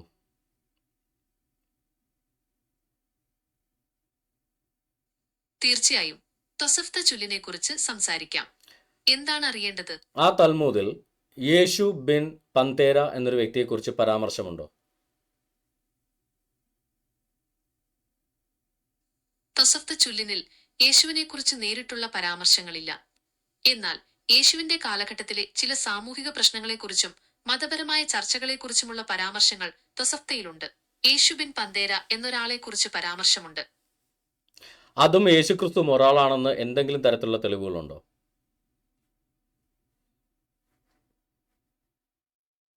യേശു ബിൻ പന്തേരയും യേശുക്രിസ്തുവും ഒരാളാണെന്ന് തെളിയിക്കാൻ മതിയായ തെളിവുകളില്ല. തൊസഫ്തയിലെ പരാമർശങ്ങൾ യേശുക്രിസ്തുവിനെ കുറിച്ചുള്ളതല്ല എന്നാണ് കരുതുന്നത്. മനസ്സിലായല്ലോ? താങ്കളിപ്പോൾ പറയുന്നത് മുഹമ്മദ് എന്ന് പേരുള്ള ആളുകൾ എന്ത് ചെയ്താലും അത് പ്രവാചകൻ മുഹമ്മദ് ആണെന്ന് പറയുന്ന പോലെ ഇരിക്കും. നഹാസെ, പുതിയ നമ്പർ വല്ലതും ഉണ്ടോ നഹാസെ? പഴയ നമ്പറൊക്കെ ഒന്ന് നിർത്തിയിട്ടേ ഇച്ചിരി പുതിയത് വല്ലതും എടുത്തിട്ട് വാ. എന്റെ പൊന്ന് സുഹൃത്തെ, ജെമിനിയുടെ ആ മുത്തച്ഛൻ തരുന്ന റിസൾട്ട് ഞാൻ തരാം. തന്നോളൂ. അതായത് ഗൂഗിൾ സെർച്ച് റിസൾട്ട് ഞാൻ തരാം, തൽമൂദുകൾ അടക്കം. ഹലോ അത് മാത്രമല്ല, ഹലോ, ഇന്നും അവർ താങ്കൾ റെഫറൻസ് വാദിച്ചുകൊണ്ടിരിക്കുന്നുണ്ട്. പറഞ്ഞോളൂ. ഇന്നും നഹാസെ, ഇല്ല, ജസ്റ്റ് ഗൂഗിളിലോട്ടൊന്ന് സെർച്ച് ചെയ്ത് കൊടുത്താൽ ഗൂഗിളിൽ മതിയല്ലേ? സെർച്ച് ഞാൻ ചെയ്യുമ്പോൾ ഹലോ താങ്കൾ സെർച്ച് എന്റെ ചെയ്തെടുക്കൂ സെർച്ച് പ്ലീസ്. റിസൾട്ട് താങ്കൾ ഞാൻ സെർച്ച് ഇതിലോട്ട് ഇടാം. ചെയ്ത് റെഫറൻസ് എടുത്ത് പറഞ്ഞോളൂ. ജീസസ് ക്രൈസ്റ്റിനെ കുറിച്ചിട്ട് അതാണ് യേശുബിൻ ഞാൻ പറഞ്ഞത്. പന്തേരനെ കുറിച്ച് തൊസഫ്ത ചുള്ളിൽ പറയുന്നുണ്ട്. യേശുബിൻ പന്തേര യേശു ക്രിസ്തു ആണെന്നുള്ളതിന് എന്ത് രേഖയാണുള്ളത്, എന്ത് തെളിവാണുള്ളത് എന്ന് പറയും, കേൾക്കട്ടെ. അതാണ് ഞാൻ പറഞ്ഞത്, ജീസസിനെ കുറിച്ച് തന്നെയാണ് പറയുന്നത്. അത് മാത്രമല്ല, താങ്കൾ വായിക്കുന്ന തൽമൂദ് വായിച്ചിട്ട് താങ്കൾ ഇവിടെ തെളിവ് നിരത്തുമെന്ന് സംസാരിക്കും. ഞാൻ കേൾക്കാൻ ആഗ്രഹമുണ്ട്. അതിന്റെ തെളിവ് പറയൂ നഹാസ് പ്ലീസ്. അല്ല, ഗൂഗിളിൽ പറയുന്നുണ്ടെന്ന് പറയുന്നതിനകത്തൊരു തെളിവല്ലല്ലോ സഹോദര. അത് ആയിരക്കണക്കിന് വെബ്സൈറ്റുകൾ. ഇപ്പം മുഹമ്മദ് മാനവരിൽ മഹോന്നതനാന്ന് പറയുന്ന വെബ്സൈറ്റ് വരെ ഗൂഗിൾ എടുത്ത് കാണിക്കുക. അതിനുശേഷം മുഹമ്മദ് മാനവ മഹോന്നതെന്ന് പറഞ്ഞിട്ട് കാര്യമുണ്ടോ? സെബാസ്റ്റ്യൻ, ഇത് നിങ്ങൾക്ക് ഒളിച്ചോടാൻ പറ്റൂല. നിങ്ങൾ എന്താണ്, എന്തിനാണ് താങ്കളാണ് ഒളിച്ചോടുന്നത്. ഞങ്ങളാരുമില്ല. താങ്കൾ പറഞ്ഞിട്ട് ജെമിനിന്ന് വരെ ഞാൻ ഇതിനകത്ത് വലിച്ചിട്ടു. താങ്കൾക്ക് ഓടാനുള്ള വഴി ചോദിക്കണോ ജെമിനി? നഹാസെ, വെയിറ്റ്. ഇപ്പൊ ഈ തൽമൂദ് താങ്കളും വിശ്വസിക്കുന്നില്ല, ഞാനും വിശ്വസിക്കുന്നില്ല. പിന്നെ താങ്കൾ ഇതിന് എടുക്കുന്നതിന്റെ യുക്തി എന്താണ്? 1-ാം നൂറ്റാണ്ടിലെ തെളിവിന് ഉപരിയായിട്ട് 3-ാം നൂറ്റാണ്ടിൽ ഏതോ ഒരുത്തം പറഞ്ഞ തെളിവ് താങ്കൾ ഇതായിട്ട് എടുക്കുന്ന താങ്കൾ അങ്ങനെയാണോ താങ്കളുടെ ലോജിക്ക് വരുന്നത്? 1-ാം നൂറ്റാണ്ടിൽ സമകാലീനർ എഴുതിയ ചരിത്രത്തെക്കാൾ 3-ാം നൂറ്റാണ്ടിൽ പേരറിയാത്ത ആരോ എഴുതിയ ചരിത്രത്തിനാണ് പ്രാമുഖ്യം എന്നൊരു വാദം താങ്കൾക്കുണ്ടോ? സെബാസ്റ്റ്യൻ, ഇവിടെ നൂറ്റാണ്ടുകളുടെ കണക്ക് പറഞ്ഞത് നിങ്ങളാണ്. ഞാനാണ് ഞാൻ പറഞ്ഞത് എന്താണ്? അല്ല, ഒറ്റ സെക്കൻഡ്. നിങ്ങൾക്ക് വിശ്വസിക്കാൻ, യേശുവിനെ കുറിച്ചിട്ട്, യേശുവിന്റെ അത്ഭുത ജനനത്തെ കുറിച്ചിട്ട് വിശ്വസിക്കാൻ നിങ്ങൾക്ക് സുവിശേഷങ്ങളുണ്ട്, നിങ്ങൾക്കത് മതിയാകും. മുസ്ലിങ്ങൾക്ക് യേശുവിന്റെ അത്ഭുത ജനനത്തെ കുറിച്ചിട്ട് വിശ്വസിക്കാനും വാദിക്കാനും ഖുർആനും ഉണ്ട്, മുഹമ്മദ് നബിയുടെ വാദങ്ങളും ഉണ്ട്, പഠിപ്പിക്കലും ഉണ്ട്, അധ്യാപനവും ഉണ്ട്. ഓക്കെ, നമ്മൾ രണ്ടുപേരും സേഫായി.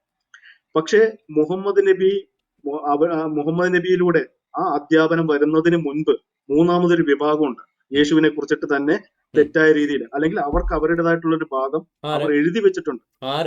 യഹൂദന്മാർ. യേശുക്രിസ്തുവിന്റെ കാലത്തുള്ള യഹൂദന്മാർ യേശുക്രിസ്തു ആരാണെന്നാണ് വിചാരിച്ചിരുന്നത്. അതാണ് അതില് യേശുക്രിസ്തുവിനെ കുറിച്ചിട്ടുള്ള അവരുടെ എന്താണ് വിശ്വാസമാണ് ഞാൻ പറഞ്ഞത്. യേശുക്രിസ്തുവിന്റെ കാലത്ത് ജീവിച്ചിരുന്ന യഹൂദന്മാർ യേശുക്രിസ്തു ആരുടെ മകനാണെന്ന് വിചാരിച്ചിരുന്നു, അല്ലെങ്കിൽ ആരെന്നാണ് ചിന്തിച്ചിരുന്നത്? താങ്കൾക്ക് എന്ത് രേഖയുടെ അടിസ്ഥാനത്തിൽ സംസാരിക്കാം? സമകാലീന രേഖയായിരിക്കണം. അതാണ് ഞാൻ പറഞ്ഞത്. ഞാൻ അതിന്റെ റെഫറൻസ് അടക്കം പറഞ്ഞല്ലോ, അവരുടെ തൽമൂദുകളിലുള്ളതാണ്. യേശുക്രിസ്തു മരിച്ച് 300 വർഷത്തിന് ശേഷം ഊരും പേരും അറിയാത്ത ഏതോ ഒരുത്തം പറഞ്ഞ തൽമൂദ് എങ്ങനെയാണ് സഹോദര യേശുക്രിസ്തുവിന്റെ സമകാലീന രേഖയാവുന്നത്? സമകാലീന രേഖയല്ലല്ലോ നിങ്ങളുടെ സുവിശേഷങ്ങൾക്കും സുവിശേഷങ്ങൾ യേശുക്രിസ്തുവിന്റെ സമകാലീന എഴുതിയ ലേഖനങ്ങൾക്കും രേഖയാണ്. എന്തെങ്കിലും യേശുക്രിസ്തുവിന്റെ സമകാലീനർ എഴുതിയ രേഖയാണ് സുവിശേഷങ്ങൾ. എന്താ തെളിവ്? എന്താ എന്താ തെളിവ്? തെളിവെന്നോ? യേശു ക്രിസ്തുവിന്റെ മത്തായി സമകാലികർ എഴുതിയതെന്ന് എന്താ മത്തായി തെളിവ്? യേശുക്രിസ്തുവിന്റെ സമകാലീനനാണ്. മത്തായി എഴുതിയ സുവിശേഷം യേശുക്രിസ്തുവിന്റെ സമകാലീനൻ എഴുതിയ സുവിശേഷമാണ്. ആ മർക്കോസ് മത്തായിയുടെ സുവിശേഷത്തിൽ തന്നെ മത്തായിയെ കുറിച്ചിട്ട് പറയുന്നുണ്ടല്ലോ, ആണോ? യേശു ക്രിസ്തുവിന്റെ ശിഷ്യനായിട്ടുള്ള മത്തായി. അപ്പൊ ഖുറാനിൽ അള്ളാഹുവിനെ കുറിച്ച് പറയുന്നതുകൊണ്ട് ഈ ഖുറാൻ എഴുതിയ അള്ളാഹു അല്ലെന്നാണോ താങ്കൾ പറയുന്നത്? ഖുറാനിൽ എത്ര പ്രാവശ്യം അള്ളാഹുവിനെ ആ കുറിച്ച് പറയുന്നുണ്ട്? അപ്പൊ അള്ളാഹു എഴുതിയല്ലേ ഖുറാൻ? ആ രീതിയിലാണോ മത്തായി ഇവിടെ വിശേഷിപ്പിച്ചിരിക്കുന്നത്? പിന്നെ ഈ എഴുത്തുകാരൻ ഖുറാന്റെ എഴുത്തുകാരനാരാണ്? ഖുറാന്റെ എഴുത്തുകാരനാരാണ്? മറ്റൊരു വ്യക്തിയെ തന്നെ അടയാളപ്പെടുത്തി പറയുന്നുണ്ട്. അങ്ങനെ ഇഷ്ടംപോലെ പറയുന്നുണ്ടല്ലോ. ഖുറാൻ തുടങ്ങുന്ന എങ്ങനെ? ബിസ്മില്ലാഹി റഹ്മാൻ റഹീം, അള്ളാഹുവിന്റെ നാമത്തിൽ എന്ന് പറഞ്ഞിട്ട് ഖുറാൻ തുടങ്ങുന്നത്. എഴുത്തുകാരൻ മറ്റൊരു വ്യക്തിയായിട്ടാണ് അള്ളാഹുവിനെ അവിടെ പറയുന്നത്. അപ്പൊ അള്ളാഹു അല്ല ഖുറാൻ എഴുതിയെന്നാണോ താങ്കൾ പറയുന്നത്? പറയുമ്പോൾ ലോജിക്ക് വെച്ച് പറ. അങ്ങനെയാണോ? ഖുർആനെ കുറിച്ചിട്ട്, ഖുർആന്റെ അവതരണ രീതിയെ പറ്റിയിട്ട് ഒരു സംശയമില്ല. അത് നിങ്ങൾക്ക് സംശയമില്ലാത്ത ഞങ്ങൾക്ക് സംശയിക്കാൻ ആവശ്യമില്ലേ? ഖുറാൻ അള്ളാഹു എഴുതിയാണെങ്കിൽ അവിടെ അള്ളാഹുവിനെ കുറിച്ച് പറയുന്നുണ്ടല്ലോ. അപ്പൊ മത്തായി സുവിശേഷം എഴുതുമ്പോൾ മത്തായിനെ കുറിച്ച് പറയാൻ പാടില്ല എന്ന് താങ്കൾ പറയുന്നത് യുക്തി എന്താണ്? മത്തായി സുവിശേഷം മത്തായി എന്ന് സംശയിക്കാൻ നിങ്ങൾക്ക് മത്തായിയുടെ സുവിശേഷത്തിൽ ഇസ്ലാമിന് പുറത്താണ്. നഹാസെ മത്തായിയുടെ സുവിശേഷത്തിൽ ഇങ്ങനെയുള്ള വിമർശനങ്ങൾ കൊണ്ടുവരിക എന്നുള്ള നഹാസെ മത്തായിയുടെ സുവിശേഷത്തിൽ മത്തായി എന്ന് എഴുതിയതുകൊണ്ട് അത് മത്തായി എഴുതിയതല്ല എന്ന് താങ്കൾ വാദിക്കുമ്പോൾ അള്ളാഹുവിന്റെ ഖുറാനിൽ അള്ളാഹു എഴുതിയത് നിങ്ങളുടെ Catholic encyclopedia Catholic encyclopedia hello Catholic encyclopedia അല്ല ക്രിസ്ത്യാനികളുടെ അടിസ്ഥാന പ്രമാണം. അങ്ങനെയാണെങ്കിൽ നിങ്ങളുടെ ഖുറാനിന്റെ മുഹമ്മദിന്റെ ജീവചരിത്രമായ സീറത്തുൽ റസൂലുള്ളയിലും മുഹമ്മദ് അടിമപ്പെണ്ണുങ്ങളെ ചന്തയിൽ കൊണ്ട് വിറ്റ് ആയുധം വാങ്ങിച്ച ഇത് കാര്യമുണ്ടല്ലോ. അങ്ങനെ ഒരാളെ പ്രവാചകനാകുമോ? അപ്പോ കാത്തലിക് എൻസൈക്ലോപീഡിയ നിങ്ങളുടെ സീറത്തിനകത്ത് പറയുന്നത് ഇതാണ്. അപ്പോഴേ കാത്തലിക് എൻസൈക്ലോപീഡിയ വിശ്വാസികളുടെ ആൾക്കാരല്ല, നിങ്ങളുടെ പണ്ഡിതന്മാര്. ഇബ്നു ഇഷാഖ് പിന്നെ പഞ്ചാബി ആയിരുന്നോ? സീറത്തുൽ റസൂലുള്ള എഴുതിയ ഇബ്നു ഇഷാഖ് പഞ്ചാബി ആയിരുന്നോ? നിങ്ങളുടെ വിശ്വാസികൾ അംഗീകരിക്കുന്ന ഗ്രന്ഥമാണ് ഞാൻ നിങ്ങളുടെ മുമ്പിലോട്ട് വെക്കുന്നത്. അതാ ഞാൻ പറഞ്ഞത്. ഇസ്ലാം വിശ്വാസികൾ അംഗീകരിക്കുന്ന എന്താ പറയാ സീറത്തു റസൂലുള്ള ഇബ്നു ഇഷാഖ് എന്ന് പറയുന്ന മുസ്ലിം, പഞ്ചാബി തമിഴിനൊന്നുമല്ല, മുസ്ലിം എഴുതിയ സീറത്തു റസൂലുള്ള എന്ന് പറയുന്ന ഗ്രന്ഥത്തിൽ അടിമപ്പെണ്ണുങ്ങളെ ചന്തയിൽ കൊണ്ട് വിറ്റിട്ട് അതിന് ആയുധം വാങ്ങിക്കുന്ന മുഹമ്മദിനെ ഞാൻ കാണിച്ചു തരാം. അപ്പൊ എന്റെ ചോദ്യത്തിനുള്ള ഉത്തരം അതൊന്നും വിശ്വാസമായിരിക്കില്ല കേട്ടോ അവർക്ക്. അല്ലല്ല, അതൊന്നും ഞാൻ നിഷേധിച്ചാലും ആരെങ്കിലും ഈ കാത്തലിക് എൻസൈക്ലോപീഡിയ അല്ല ഈ കാത്തലിക് എൻസൈക്ലോപീഡിയ എന്നുണ്ടായ അല്ല ഇബ്നു ഇസ്ഹാഖിന്റെ ഏത് ഗ്രന്ഥം എടുക്കാനും എനിക്ക് യാതൊരു പ്രശ്നമില്ലാന്നേ. നിങ്ങൾ എന്തെടുത്ത് വേണമെങ്കിലും വായിച്ചോ, നമ്മൾ അത് ഉൾക്കൊള്ളുന്നു. ആണോ? അപ്പൊ മുഹമ്മദ് അടിമപ്പെണ്ണുങ്ങളെ പെണ്ണുങ്ങളെ ചന്തയിൽ കൊണ്ട് വിൽക്കുന്നത് അല്ല, പെണ്ണുങ്ങളെ ചന്തയിൽ കൊണ്ട് വിൽക്കാം, കുഴപ്പമൊന്നുമില്ല. അന്ത്യകാല പ്രവാചകൻ, ലോകാവസാനം വരെയുള്ള പ്രവാചകന് പെണ്ണുങ്ങളെ ചന്തയിൽ കൊണ്ട് വിൽക്കാം, മാർക്കറ്റിൽ കൊണ്ട് മീൻ വിൽക്കണ പോലെ പെണ്ണുങ്ങളെ വിൽക്കാം. പെണ്ണുങ്ങൾ എടുക്കാറുണ്ടോ? കൂലി 10 രൂപ രണ്ടെന്ന് പറഞ്ഞിട്ട് വിൽക്കാം, കുഴപ്പമില്ല. അതെന്തോ ആയിക്കോട്ടെ സാറേ, ഞാൻ എടുക്കാന്ന് പറഞ്ഞില്ലേ. അങ്ങനെ ഒരാൾ എഴുതിയ പുസ്തകം അല്ല, അപ്പൊ അങ്ങനെ ഒരാൾ എഴുതിയ പുസ്തകം വേദഗ്രന്ഥമാണെന്ന് പറയുന്നതിനകത്തുള്ള യോജിക്ക് എന്താ സഹോദര? വേദപുസ്തകം അല്ലല്ലോ, നബിയെ കുറിച്ചിട്ടുള്ള നബിയുടെ ജീവചരിത്രമല്ലേ. അങ്ങനെ ഒരു പ്രവാചകൻ അല്ല, അങ്ങനെ ഒരു പ്രവാചകന് ദൈവത്തിന്റെ വെളിപാടുണ്ടായെന്ന് പറയുന്നതിന്റെ ഭോഷത്തരമല്ലേ? നമുക്ക് പ്രശ്നമില്ല. പിന്നെ എന്താ സാറേ അങ്ങനെ ഒരു പ്രവാചകൻ? അല്ല, നിങ്ങൾക്കത് പ്രശ്നമല്ലേ? നിങ്ങളുടെ പ്രവാചകൻ പെണ്ണുങ്ങളെ ചന്തയിൽ കൊണ്ട് വിറ്റാലും നിങ്ങൾക്ക് പ്രവാചകനാണ്. നമുക്ക് അങ്ങനെ നിങ്ങളെ പോലെ ഇങ്ങനെ തള്ളിക്കളഞ്ഞ നിങ്ങൾക്ക് അല്ല, ഒരാൾ പ്രവാചകനാകുന്ന ക്രൈറ്റീരിയ എന്താ? അപ്പൊ നിങ്ങൾക്ക് ഒരാൾ പ്രവാചകനാകുന്ന ക്രൈറ്റീരിയ എന്താ? കാലഘട്ടത്തിനെ മനസ്സിലാക്കാനും ആ സാഹചര്യങ്ങളെ മനസ്സിലാക്കാനും നബിയുടെ എന്താണ് ആ കാലഘട്ടത്തില് നബിയോട് പെരുമാറിയവരെ മനസ്സിലാക്കാനും ഒക്കെ നമുക്ക് കഴിയുന്നുണ്ട്. അല്ല, ഒരു സെക്കൻഡ് നഹാസെ, അങ്ങനെ പറയല്ലേ. ഇസ്ലാമിലെ ഈ കാലഘട്ടത്തിൽ ഇസ്ലാമിലെ റൈറ്റും റോങ്ങും തീരുമാനിക്കുന്നത് മുഹമ്മദിന്റെ സുന്നത്ത് അനുസരിച്ചിട്ടല്ലേ? ഇപ്പോഴും നിങ്ങളുടെ ശരി തെറ്റുകളുടെ മാനദണ്ഡം മുഹമ്മദിന്റെ ജീവിതമല്ലേ ഇന്നും ഇസ്ലാമിൽ? ആണോ അല്ലയോ നഹാസെ? ആണോ അല്ലയോ? ഞാൻ പറഞ്ഞ ശരിയാണോ തെറ്റാണോ? ഇസ്ലാമിൽ ശരി തെറ്റുകളുടെ മാനദണ്ഡം മുഹമ്മദ് ആണോ അല്ലയോ ഇന്നത്തെ കാലത്ത്? സംസാരിക്കാൻ സമ്മതിക്കുന്നില്ല കെവിനെ.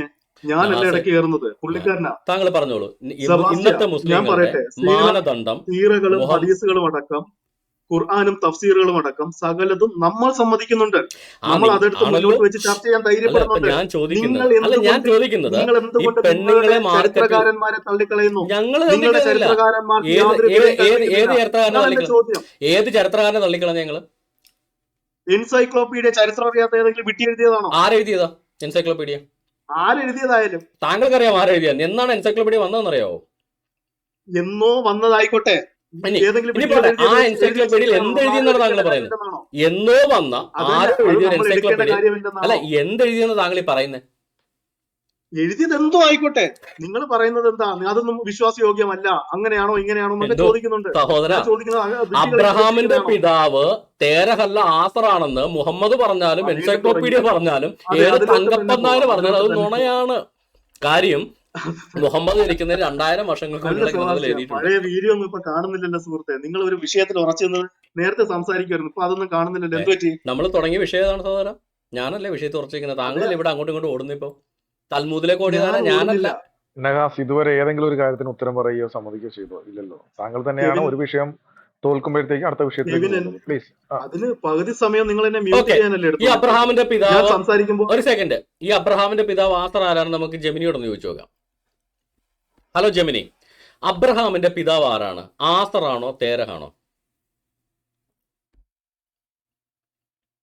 ബൈബിളിൽ അബ്രഹാമിന്റെ പിതാവിന്റെ പേര് തേരഹ് എന്നാണ്. എന്നാൽ ഖുർആനിൽ പിതാവിന്റെ പേര് ആസർ എന്നാണ്. ബൈബിൾ എഴുതി എത്ര കാലത്തിന് ശേഷമാണ് ഖുറാനിൽ ഈ പിതാവിന്റെ പേര് തേരഹ് ആസർ എന്ന് എഴുതി വെച്ചത്? ബൈബിൾ എഴുതി ഏകദേശം 1500 വർഷങ്ങൾക്ക് ശേഷമാണ് ഖുർആൻ എഴുതുന്നത്. ഖുർആനിൽ അബ്രഹാമിന്റെ പിതാവിന്റെ പേര് ആസർ എന്ന് മാറ്റി എഴുതി. അപ്പോൾ അതൊരു തെറ്റല്ലേ? കാര്യം 2000, 1500, 2000 വർഷങ്ങൾക്ക് മുന്നേ ഉള്ള ഒരു ഗ്രന്ഥത്തിൽ പറഞ്ഞിരിക്കുന്നതിന് വിരുദ്ധമായി, വസ്തുതാവിരുദ്ധമായി അല്ലേ ആ എഴുതി വെച്ചിരിക്കുന്നത്? ബൈബിളിൽ പറഞ്ഞിരിക്കുന്നതിൽ നിന്നും വ്യത്യസ്തമായി ഖുർആനിൽ അബ്രഹാമിന്റെ പിതാവിന്റെ പേര് ആസർ എന്ന് നൽകിയിട്ടുണ്ട്. ഇതിനെക്കുറിച്ച് പല വ്യാഖ്യാനങ്ങളുണ്ട്. ഖുർആൻ എഴുതിയത് ബൈബിളിന് ശേഷമാണെങ്കിലും ഖുർആൻ ദൈവിക വചനമാണെന്ന് വിശ്വസിക്കുന്നവർ ബൈബിളിലെ വിവരണം തെറ്റാണെന്ന് വാദിക്കുന്നു. ഞാനൊരു കാര്യം ചോദിക്കട്ടെ, ഒരാൾ ഒരു കാര്യം എഴുതി വെച്ചതിന് ശേഷം 2000 വർഷങ്ങൾക്ക് ശേഷം ആരെങ്കിലും വന്ന് ഒരാളുടെ പിതാവിന്റെ പേര് മാറ്റി പറഞ്ഞാൽ ആ അത്രയും കാലത്തിന് ശേഷം എന്ന് പറയുന്ന ആൾക്ക് എന്ത് വിശ്വാസ്യതയാണുള്ളത്? ഖുർആൻ ദൈവവചനമാണെന്നും അതിൽ പറയുന്നതെല്ലാം സത്യമാണെന്നും വിശ്വസിക്കുന്നവർക്ക് ഖുർആനിലെ വിവരണം തന്നെയാണ് ശരി. എന്നാൽ ചരിത്രപരമായ വസ്തുതകൾ പരിശോധിക്കുമ്പോൾ ബൈബിളിലെ വിവരണം കൂടുതൽ വിശ്വസനീയമാണെന്ന് കാണാം. ഓക്കെ, അതായത് ചരിത്രപരമായി നോക്കിയാൽ ബൈബിളിലെ തേരഹ് എന്നുള്ളതാണ് ശരി. എന്നാൽ മുഹമ്മദിനെ അന്ധമായി വിശ്വസിക്കുന്നവർക്ക് ഖുറാനിലെ ആസർ എന്ന് പറയുന്നത് അവർ വിശ്വസിക്കും, അല്ലേ? ഖുർആൻ ദൈവവചനമാണെന്ന് വിശ്വസിക്കുന്നവർക്ക് ഖുർആനിലെ വിവരണം തന്നെയാണ് ശരി. എന്നാൽ ചരിത്രപരമായ വസ്തുതകൾ പരിശോധിക്കുമ്പോൾ ബൈബിളിലെ വിവരണം കൂടുതൽ വിശ്വസനീയമാണെന്ന് കാണാം. ഞാനൊന്ന് ചോദിക്കട്ടെ, വസ്തുതാവിരുദ്ധമായ ഒരു കാര്യം ദൈവവചനത്തിൽ ഉണ്ടാകുമോ?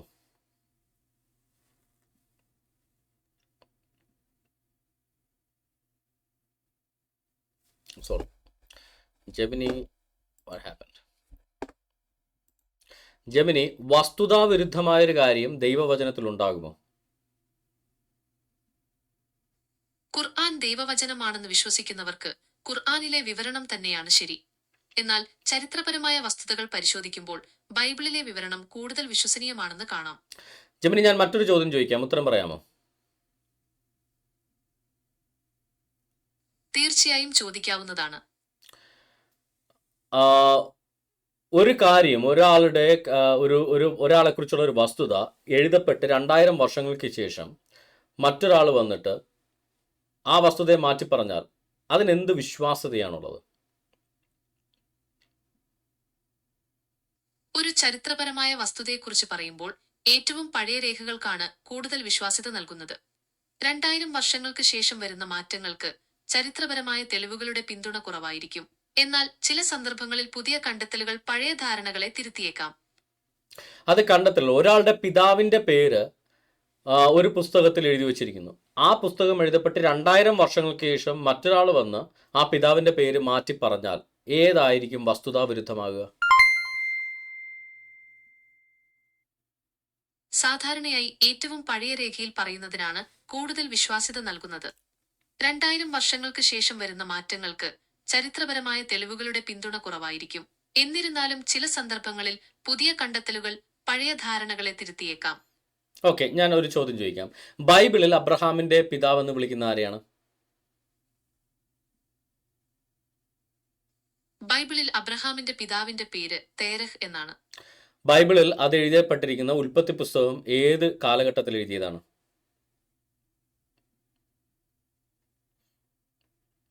ഉൽപ്പത്തി പുസ്തകം എഴുതിയത് ബി.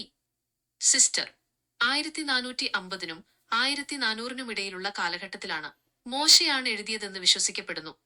ഓക്കെ, ഇതിനൊരു 2000 വർഷങ്ങൾക്ക് ശേഷം ഏതെങ്കിലും ഒരു അറബി വന്നിട്ട് അബ്രഹാമിന്റെ പേര് തേരഹ് അല്ല മറ്റെന്തെങ്കിലുമാണ് എന്ന് പറഞ്ഞാൽ അത് വസ്തുതാവിരുദ്ധമായിരിക്കുമോ? ബൈബിളിൽ പറയുന്നതിന്റെ അടിസ്ഥാനത്തിൽ അബ്രഹാമിന്റെ പിതാവിന്റെ പേര് തേരഹ് എന്നു തന്നെയാണ്. 2000 വർഷങ്ങൾക്കു ശേഷം ആരെങ്കിലും വന്ന് അത് മാറ്റി എഴുതിയാൽ അതിനെ വസ്തുതാവിരുദ്ധമായി കണക്കാക്കാം. അങ്ങനെയാണെങ്കിൽ ഖുറാനിൽ അബ്രഹാമിന്റെ പിതാവിന്റെ പേര് ആസർ എന്ന് എഴുതിയിരിക്കുന്നത് വസ്തുതാവിരുദ്ധമായി കണക്കാക്കേണ്ടി വരില്ലേ? ഖുർആൻ ദൈവവചനമാണെന്ന് വിശ്വസിക്കുന്നവർക്ക് ഖുർആനിലെ വിവരണം തന്നെയാണ് ശരി. എന്നാൽ ചരിത്രപരമായ വസ്തുതകൾ പരിശോധിക്കുമ്പോൾ ബൈബിളിലെ വിവരണം കൂടുതൽ വിശ്വസനീയമാണെന്ന് കാണാം. അപ്പോൾ ഏതെങ്കിലും ഒരു അറബി 2000 വർഷങ്ങൾക്ക് ശേഷം വന്ന് മാറ്റി പറഞ്ഞാൽ അത് വസ്തുതാവിരുദ്ധമാണെങ്കിൽ ഈ വസ്തുതാവിരുദ്ധമായ കാര്യം ദൈവവചനം എങ്ങനെയാകും? ദൈവം വസ്തുതാവിരുദ്ധത പറയില്ലല്ലോ. ഖുർആൻ ദൈവവചനമാണെന്ന് വിശ്വസിക്കുന്നവർക്ക് ഖുർആനിലെ വിവരണം തന്നെയാണ് ശരി. എന്നാൽ ചരിത്രപരമായ വസ്തുതകൾ പരിശോധിക്കുമ്പോൾ ബൈബിളിലെ വിവരണം കൂടുതൽ വിശ്വസനീയമാണെന്ന് കാണാം. ഓക്കെ, 2000 വർഷങ്ങൾക്ക് ശേഷം ഒരു അറബി വന്നിട്ട് അബ്രഹാമിന്റെ പിതാവിന്റെ പേര് മാറ്റി പറഞ്ഞാൽ അത് വസ്തുതാവിരുദ്ധമായിരിക്കുമോ? സാധാരണയായി ഏറ്റവും പഴയ രേഖയിൽ പറയുന്നതിനാണ് കൂടുതൽ വിശ്വാസ്യത നൽകുന്നത്. 2000 വർഷങ്ങൾക്ക് ശേഷം വരുന്ന മാറ്റങ്ങൾക്ക് ചരിത്രപരമായ തെളിവുകളുടെ പിന്തുണ കുറവായിരിക്കും. എന്നിരുന്നാലും ചില സന്ദർഭങ്ങളിൽ പുതിയ കണ്ടെത്തലുകൾ പഴയ ധാരണകളെ തിരുത്തിയേക്കാം. അബ്രഹാമിന്റെ പിതാവ് തേരഹ് അല്ല എന്നുള്ള എന്തെങ്കിലും തരത്തിലുള്ള പുതിയ കണ്ടെത്തലുകൾ ഉണ്ടായിട്ടുണ്ടോ? അബ്രഹാമിന്റെ പിതാവിന്റെ പേര് തേരഹ് എന്നതിൽ മാറ്റം വരുത്തുന്ന തരത്തിലുള്ള പുതിയ കണ്ടെത്തലുകളൊന്നും നിലവിലില്ല. ബൈബിളിലെ പഴയ നിയമത്തിൽ അബ്രഹാമിന്റെ പിതാവിന്റെ പേര് തേരഹ് എന്നാണ് രേഖപ്പെടുത്തിയിരിക്കുന്നത്. ഓക്കെ, അപ്പോൾ 2000 വർഷങ്ങൾക്ക് ശേഷം ആരെങ്കിലും വന്ന് ഒരു അറബി വന്നിട്ട് അബ്രഹാമിന്റെ പിതാവിന്റെ പേര് മാറ്റി പറഞ്ഞാൽ അത് വസ്തുതാവിരുദ്ധമായൊരു പ്രസ്താവനയായിരിക്കില്ലേ? സാധാരണയായി ഏറ്റവും പഴയ രേഖയിൽ പറയുന്നതിനാണ് കൂടുതൽ വിശ്വാസ്യത നൽകുന്നത്. 2000 വർഷങ്ങൾക്ക് ശേഷം വരുന്ന മാറ്റങ്ങൾക്ക് ചരിത്രപരമായ തെളിവുകളുടെ പിന്തുണ കുറവായിരിക്കും. എന്നിരുന്നാലും ചില സന്ദർഭങ്ങളിൽ അതല്ല ജെമിനി, ഞാൻ ചോദിച്ചത് അത് വസ്തുതാ വിരുദ്ധമായിരിക്കുമോ? അതിനെ വസ്തുതാ വിരുദ്ധം എന്ന് പറയാൻ സാധിക്കുമോ? സാധാരണയായി ഏറ്റവും പഴയ രേഖയിൽ പറയുന്നതിനാണ് കൂടുതൽ വിശ്വാസ്യത നൽകുന്നത്. 2000 വർഷങ്ങൾക്ക് ശേഷം വരുന്ന മാറ്റങ്ങൾക്ക് ചരിത്രപരമായ തെളിവുകളുടെ പിന്തുണ കുറവായിരിക്കും. അതിനാൽ അങ്ങനെയൊരു മാറ്റം വസ്തുതാവിരുദ്ധമായി കണക്കാക്കാം. ഓക്കെ, 2000 വർഷങ്ങൾക്ക് ശേഷം ഒരു അറബി അബ്രഹാമിന്റെ പിതാവിന്റെ പേര് മാറ്റി പറഞ്ഞാൽ അത് വസ്തുതാ വിരുദ്ധമായി കണക്കാക്കാം, ശരിയല്ലേ? സാധാരണയായി ഏറ്റവും പഴയ രേഖയിൽ പറയുന്നതിനാണ് കൂടുതൽ വിശ്വാസ്യത നൽകുന്നത്. 2000 വർഷങ്ങൾക്ക് ശേഷം വരുന്ന മാറ്റങ്ങൾക്ക് ചരിത്രപരമായ തെളിവുകളുടെ പിന്തുണ കുറവായിരിക്കും. അതിനാൽ അങ്ങനെയൊരു മാറ്റം വസ്തുതാവിരുദ്ധമായി കണക്കാക്കാം. ഏതെങ്കിലും ഒരു പുസ്തകത്തിൽ ഇത്തരത്തിൽ വസ്തുതാവിരുദ്ധമായ ഒരു കാര്യം അബ്രഹാമിന്റെ പിതാവിന്റെ പേര് മാറ്റി പറഞ്ഞാൽ ആ പുസ്തകത്തെ ദൈവീകമായ ഗ്രന്ഥം എന്ന് വിശേഷിപ്പിക്കാൻ സാധിക്കുമോ? ഖുർആൻ ദൈവവചനമാണെന്ന് വിശ്വസിക്കുന്നവർക്ക് ഖുർആനിലെ വിവരണം തന്നെയാണ് ശരി. എന്നാൽ ചരിത്രപരമായ വസ്തുതകൾ പരിശോധിക്കുമ്പോൾ ബൈബിളിലെ വിവരണം കൂടുതൽ വിശ്വസനീയമാണെന്ന് കാണാം. ജെമിനി, അബ്രഹാമിന്റെ പിതാവ് തേരഹ് ആണെന്നുള്ളതിന് ബൈബിളിന് പുറത്ത് മറ്റെന്തെങ്കിലും തെളിവുകളുണ്ടോ? ഇപ്പോൾ Google flights, Google hotels, Google maps, YouTube Sebastian ഇപ്പൊ നിങ്ങൾക്ക് തൗറാത്ത് മുഹമ്മദ് നബി സത്യപ്പെടുത്തിക്കൊണ്ട് ഞാൻ തൗറാത്തിലെ ചോദ്യം മാറ്റിവെക്കുകയാണ്. ഇവിടെ ആ, മറിയയുടെ അല്ലല്ല, ഭർത്താവിന്റെ ഒരു സെക്കൻഡ് ബ്രദറെ, ഇവിടെ ജോസഫിന്റെ താങ്കൾ ഒരു അല്ല, ക്രൂഷ്യൽ പോയിന്റിൽ നിന്നാണ് ഈ ഒളിച്ചോടുന്നത്. അതുകൊണ്ടാണ് ഞാൻ ഈ ഓടാൻ ടോപ്പിക്ക് മാറ്റാൻ സമ്മതിക്കാത്തത്. അല്ല ഞാൻ തൗറാത്ത് ഒരിറ്റം ഒരു 30 തൗറാത്ത് സെക്കൻഡ് മതി, മുഹമ്മദ് 30 സെക്കൻഡ് മതി, സത്യപ്പെടുത്തി ഒരു സെക്കൻഡ് 30 അല്ല, തൗറാത്ത് 30 മുഹമ്മദ് സെക്കൻഡ് നബി മതി, 30 സത്യപ്പെടുത്തിയോണ്ട് സെക്കൻഡ്. അതിനെക്കുള്ള ചോദ്യം താങ്കൾ മാറ്റി വെക്കുന്നുള്ളൂ. ചോദ്യം മാറ്റി വെക്കാനല്ല മുഹമ്മദ് നബി സത്യപ്പെടുത്തിയാണെന്നുള്ള രേഖ ഞാൻ താങ്കളുടെ മുന്നിൽ തന്നത്. തൗറാത്തിൽ പറയുന്നു അബ്രഹാമിന്റെ പിതാവിന്റെ പേര് തേരഹ് എന്നാണ്.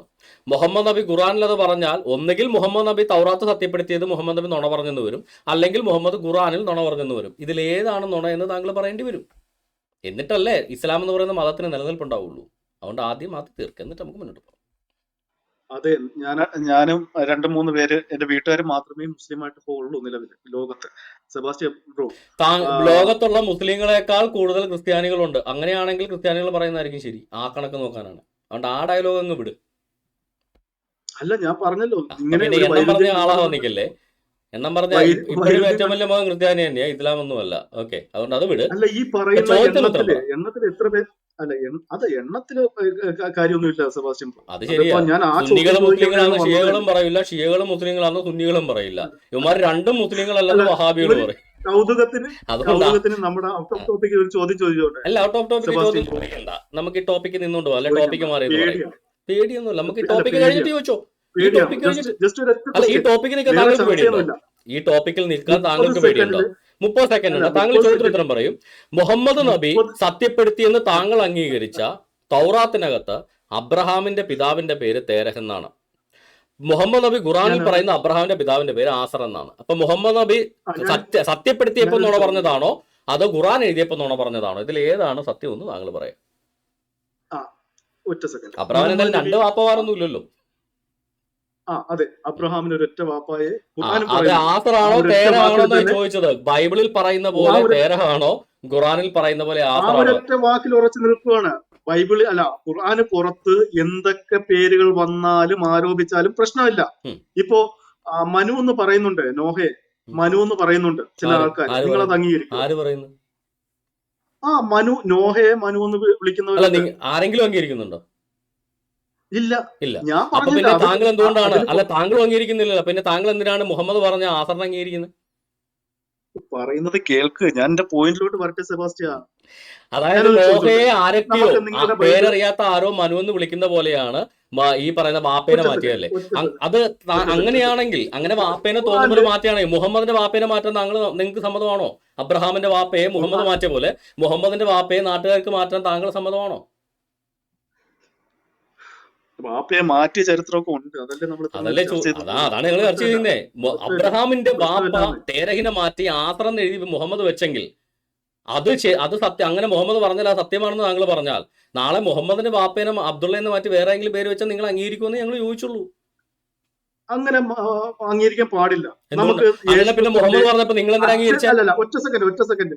മറിയമിന്റെ ഭാര്യയുടെ ഭർത്താവിന്റെ അച്ഛന്റെ പേരെന്താണ്? നിങ്ങൾ ബൈബിൾ വെച്ച് മറിയമിന്റെ ഭർത്താവിന്റെ അച്ഛന്റെ സ്ഥാനത്തുള്ള ആളുടെ പേരാണോ അതോ ബയോളജിക്കൽ ഫാദറിന്റെ പേരാണോ? ഏതെങ്കിലും ഒരാളെ പേര്. മറിയമിന്റെ ഭർത്താവിന്റെ വളർത്തച്ഛന്റെ പേരാണോ ഒറിജിനൽ അച്ഛന്റെ പേരാണോ? അതായത് മറിയമിന്റെ ഭർത്താവിന് 2 തരത്തിലുള്ള പിതാക്കന്മാരുണ്ടായിരുന്നു. ഒന്ന് ബയോളജിക്കൽ ഫാദർ, 2 അദ്ദേഹം ആരുടെ മകനാണെന്ന് അറിയപ്പെടുന്നത്. യഹൂദന്മാരുടെ തോറയിൽ പറയുന്ന നിയമം അനുസരിച്ചിട്ട് ഒരു സ്ത്രീക്ക് ഭർത്താവിൽ നിന്ന് മകനില്ലാതെ ഭർത്താവ് മരിച്ചു പോയി കഴിഞ്ഞാൽ ആ ഭർത്താവിൻ്റെ ഏറ്റവും അടുത്ത നെക്സ്റ്റ് ഓഫ് കിൻ ആ സ്ത്രീയെ വിവാഹം കഴിക്കുകയും ആ സ്ത്രീക്കും ആ പുരുഷനും ഉണ്ടാകുന്ന ആദ്യത്തെ പുത്രനെ മരിച്ചുപോയ ആളുടെ പേർക്ക് എണ്ണുകയും ചെയ്യണം. ബയോളജിക്കലി ജനിപ്പിച്ചത് 2ാമത്തെ ഭർത്താവായിരിക്കുമെങ്കിലും ആദ്യത്തെ ആളുടെ പേര് തലമുറയിൽ നിലനിർത്തുന്നതിന് വേണ്ടി അദ്ദേഹത്തിന്റെ പേരിൽ ആ മകൻ അറിയപ്പെടണം. അദ്ദേഹത്തിന്റെ മകൻ എന്നറിയപ്പെടും, പക്ഷെ ജനിപ്പിച്ചത് 2ാമത്തെ ഭർത്താവായിരിക്കും. അത് തോറയിൽ എഴുതപ്പെട്ട നിയമമാണ്. ആ നിയമപ്രകാരം മറിയത്തിന്റെ ഭർത്താവ് യോസഫിന് അറിയപ്പെടുന്നത് ഇന്നാരുടെ മകനെന്നാണ്. പക്ഷേ അദ്ദേഹത്തെ ജനിപ്പിച്ച പിതാവിന്റെ പേര് വേറെയാണ്. അത് കൃത്യമായിട്ട് ബൈബിളിൽ രേഖപ്പെടുത്തിയിട്ടുണ്ട്. ആ നിയമവും ബൈബിളിൽ രേഖപ്പെടുത്തിയിട്ടുണ്ട്. ഈ 2 പേരുകളും ബൈബിളിൽ രേഖപ്പെടുത്തിയിട്ടുണ്ട്. അതെ, 2 പേരും 2 വ്യക്തികളാണ്, 2 സുവിശേഷകരാണ്. 2 തരത്തിലും 2 പേരെയും രേഖപ്പെടുത്തിയ ഏതെങ്കിലും സുവിശേഷകരുണ്ടോ? എങ്ങനെ എഴുതിയിരിക്കുന്നത്? ഒരു സുവിശേഷം പറയുന്നത് ജനിപ്പിച്ചു എന്ന് യോസേഫ് ഇന്നയാളുടെ മകനായിരുന്നു എന്ന്. ജനിപ്പിച്ചവനെയും വളർത്തിയവനെയും. സെബാസ്റ്റ്യൻ, ജനിപ്പിച്ചവനെയും വളർത്തിയവനെയും ഒരുമിച്ച് പരിചയപ്പെടുത്തുന്ന ഏതെങ്കിലും സുവിശേഷം പരിചയപ്പെടുത്ത ജനലോജി, അതായത് ജീവചരിത്രം, ജീവചരിത്രമല്ലോ, ഇവരുടെ ജനസംഖ്യാക്രമം പറയുന്ന സാറേ എന്റെ ചോദ്യം മനസ്സിലായോ? ചോദ്യം മനസ്സിലായ ഉത്തരം പറയുന്ന കേക്ക്. ജനസംഖ്യാവലി പറയുന്ന രണ്ട് സുവിശേഷങ്ങളേ ഉള്ളൂ. അതിലൊരു സുവിശേഷത്തിനകത്ത് ജനസംഖ്യാവലി ആരുടെ മകനാണെന്നാണ് പറയുന്നത്, മറ്റൊരു സുവിശേഷത്തിനകത്ത് ജനസംഖ്യാവലി ആര് ജനിപ്പിച്ചു എന്നാണ് പറയുന്നത്. അപ്പോ ഒരു സുവിശേഷകനും രണ്ടുപേരും ജനിപ്പിച്ചയും വളർത്തിയും രണ്ട് വ്യക്തികളെ ഒരുമിച്ച് പറയുന്നില്ല. രണ്ടിലെ സ്റ്റേറ്റ്മെന്റ്, അതായത് ഒരു സുവിശേഷത്തിൽ ജനസംഖ്യാവലി പറയുന്നത് ഇന്നാളെ ജനിപ്പിച്ചു എന്ന മാതൃകയിലാണ്. ആദം ശേത്തിനെ ജനിപ്പിച്ചു, ശേത്ത് എനോശിനെ ജനിപ്പിച്ചു, അങ്ങനെ ഇന്നാളെ ജനിപ്പിച്ചു എന്ന മാതൃകയിലാണ് ഒരു സുവിശേഷത്തിലെ ജനസംഖ്യാവലി, മത്തായിയുടെ സുവിശേഷത്തിൽ. എന്നാൽ ആരുടെ മകനായിരുന്നു എന്ന മാതൃകയിലാണ് മറ്റൊരു സുവിശേഷത്തിൽ വരുന്നത്. ഈ മകൻ എന്ന് പറഞ്ഞാൽ ജനിപ്പിച്ച അർത്ഥത്തിലല്ലെന്ന് ആരാ പറഞ്ഞത്? മകൻ എന്ന് പറയുന്നത് യഹൂദന്മാരുടെ തോറയിൽ, അതായത് പഴയ നിയമ ഗ്രന്ഥമായ തോറയിൽ മോശ അവർക്ക് കൊടുത്ത നിയമത്തിൽ കൃത്യമായിട്ട് ആ നിയമം പറഞ്ഞിട്ടുണ്ട്. താങ്കൾ വായിച്ചിട്ടില്ലെങ്കിൽ ഞാൻ എടുത്തു തരാം. അതല്ല, ഒറ്റ സെക്കൻഡ്. യോസഫിനെ ജനിപ്പിച്ച രണ്ടുപേരുണ്ടെന്ന് താങ്കൾ ബൈബിളിൽ തെളിയിച്ചോളൂ, ഞങ്ങൾ സമ്മതിക്കാം. മെൽക്കിയുടെ മകൻ ലേവിയുടെ മകൻ മത്താത്തിന്റെ മകൻ ഹേലിയുടെ മകൻ യോസഫ്. ഹേലിയുടെ മകൻ എന്നാണ് യോസഫ് അറിയപ്പെടുന്നത്.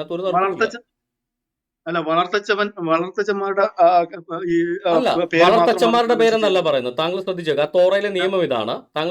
തോറയിലെ നിയമം ഇതാണ്: ഒരു സ്ത്രീ ഒരു പുരുഷന് നിയമം അനുസരിച്ചല്ല യഹൂദനായ പിന്നെ കുറിച്ചാണ് ചെയ്യുന്നത്.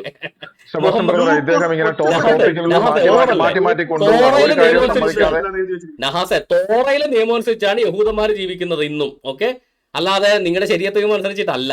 ഇത് മുഹമ്മദ് വള്ളിക്കടത്തോട് ആയിരക്കണക്കിന് വർഷം മുന്നുള്ള കാര്യമാണ് തോറയിലെ നിയമം. അതുകൊണ്ട് അത് വിട്. തോറയിലെ നിയമം അനുസരിച്ചിട്ട് ഒരാളുടെ മകനെന്നറിയപ്പെടാൻ അദ്ദേഹം ജനിപ്പിച്ച മകനെന്നറിയപ്പെടാം. എന്നാൽ മകനില്ലാതെ അദ്ദേഹം മരിച്ചു പോയി കഴിഞ്ഞാൽ അദ്ദേഹത്തിന്റെ നെക്സ്റ്റ് ഓഫ് കിൻ വിവാഹം കഴിച്ച്, ദേവരധർമ്മം എന്നാണ് മലയാളത്തിൽ അതിന് പദത്തിന് തർജ്ജമ കൊടുക്കുന്നത്.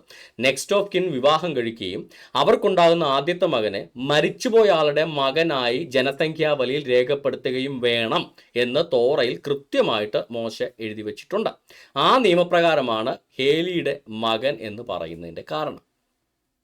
എന്നാൽ യോസഫിനെ ജനിപ്പിച്ചതാരാണെന്ന്, ബയോളജിക്കൽ ഫാദർ ആരാണെന്ന് കൃത്യമായിട്ട് ലൂക്കോസിന്റെ സുവിശേഷത്തിൽ എഴുതിയിട്ടുണ്ട്. താങ്കൾ പോയി വായിച്ചു നോക്ക്.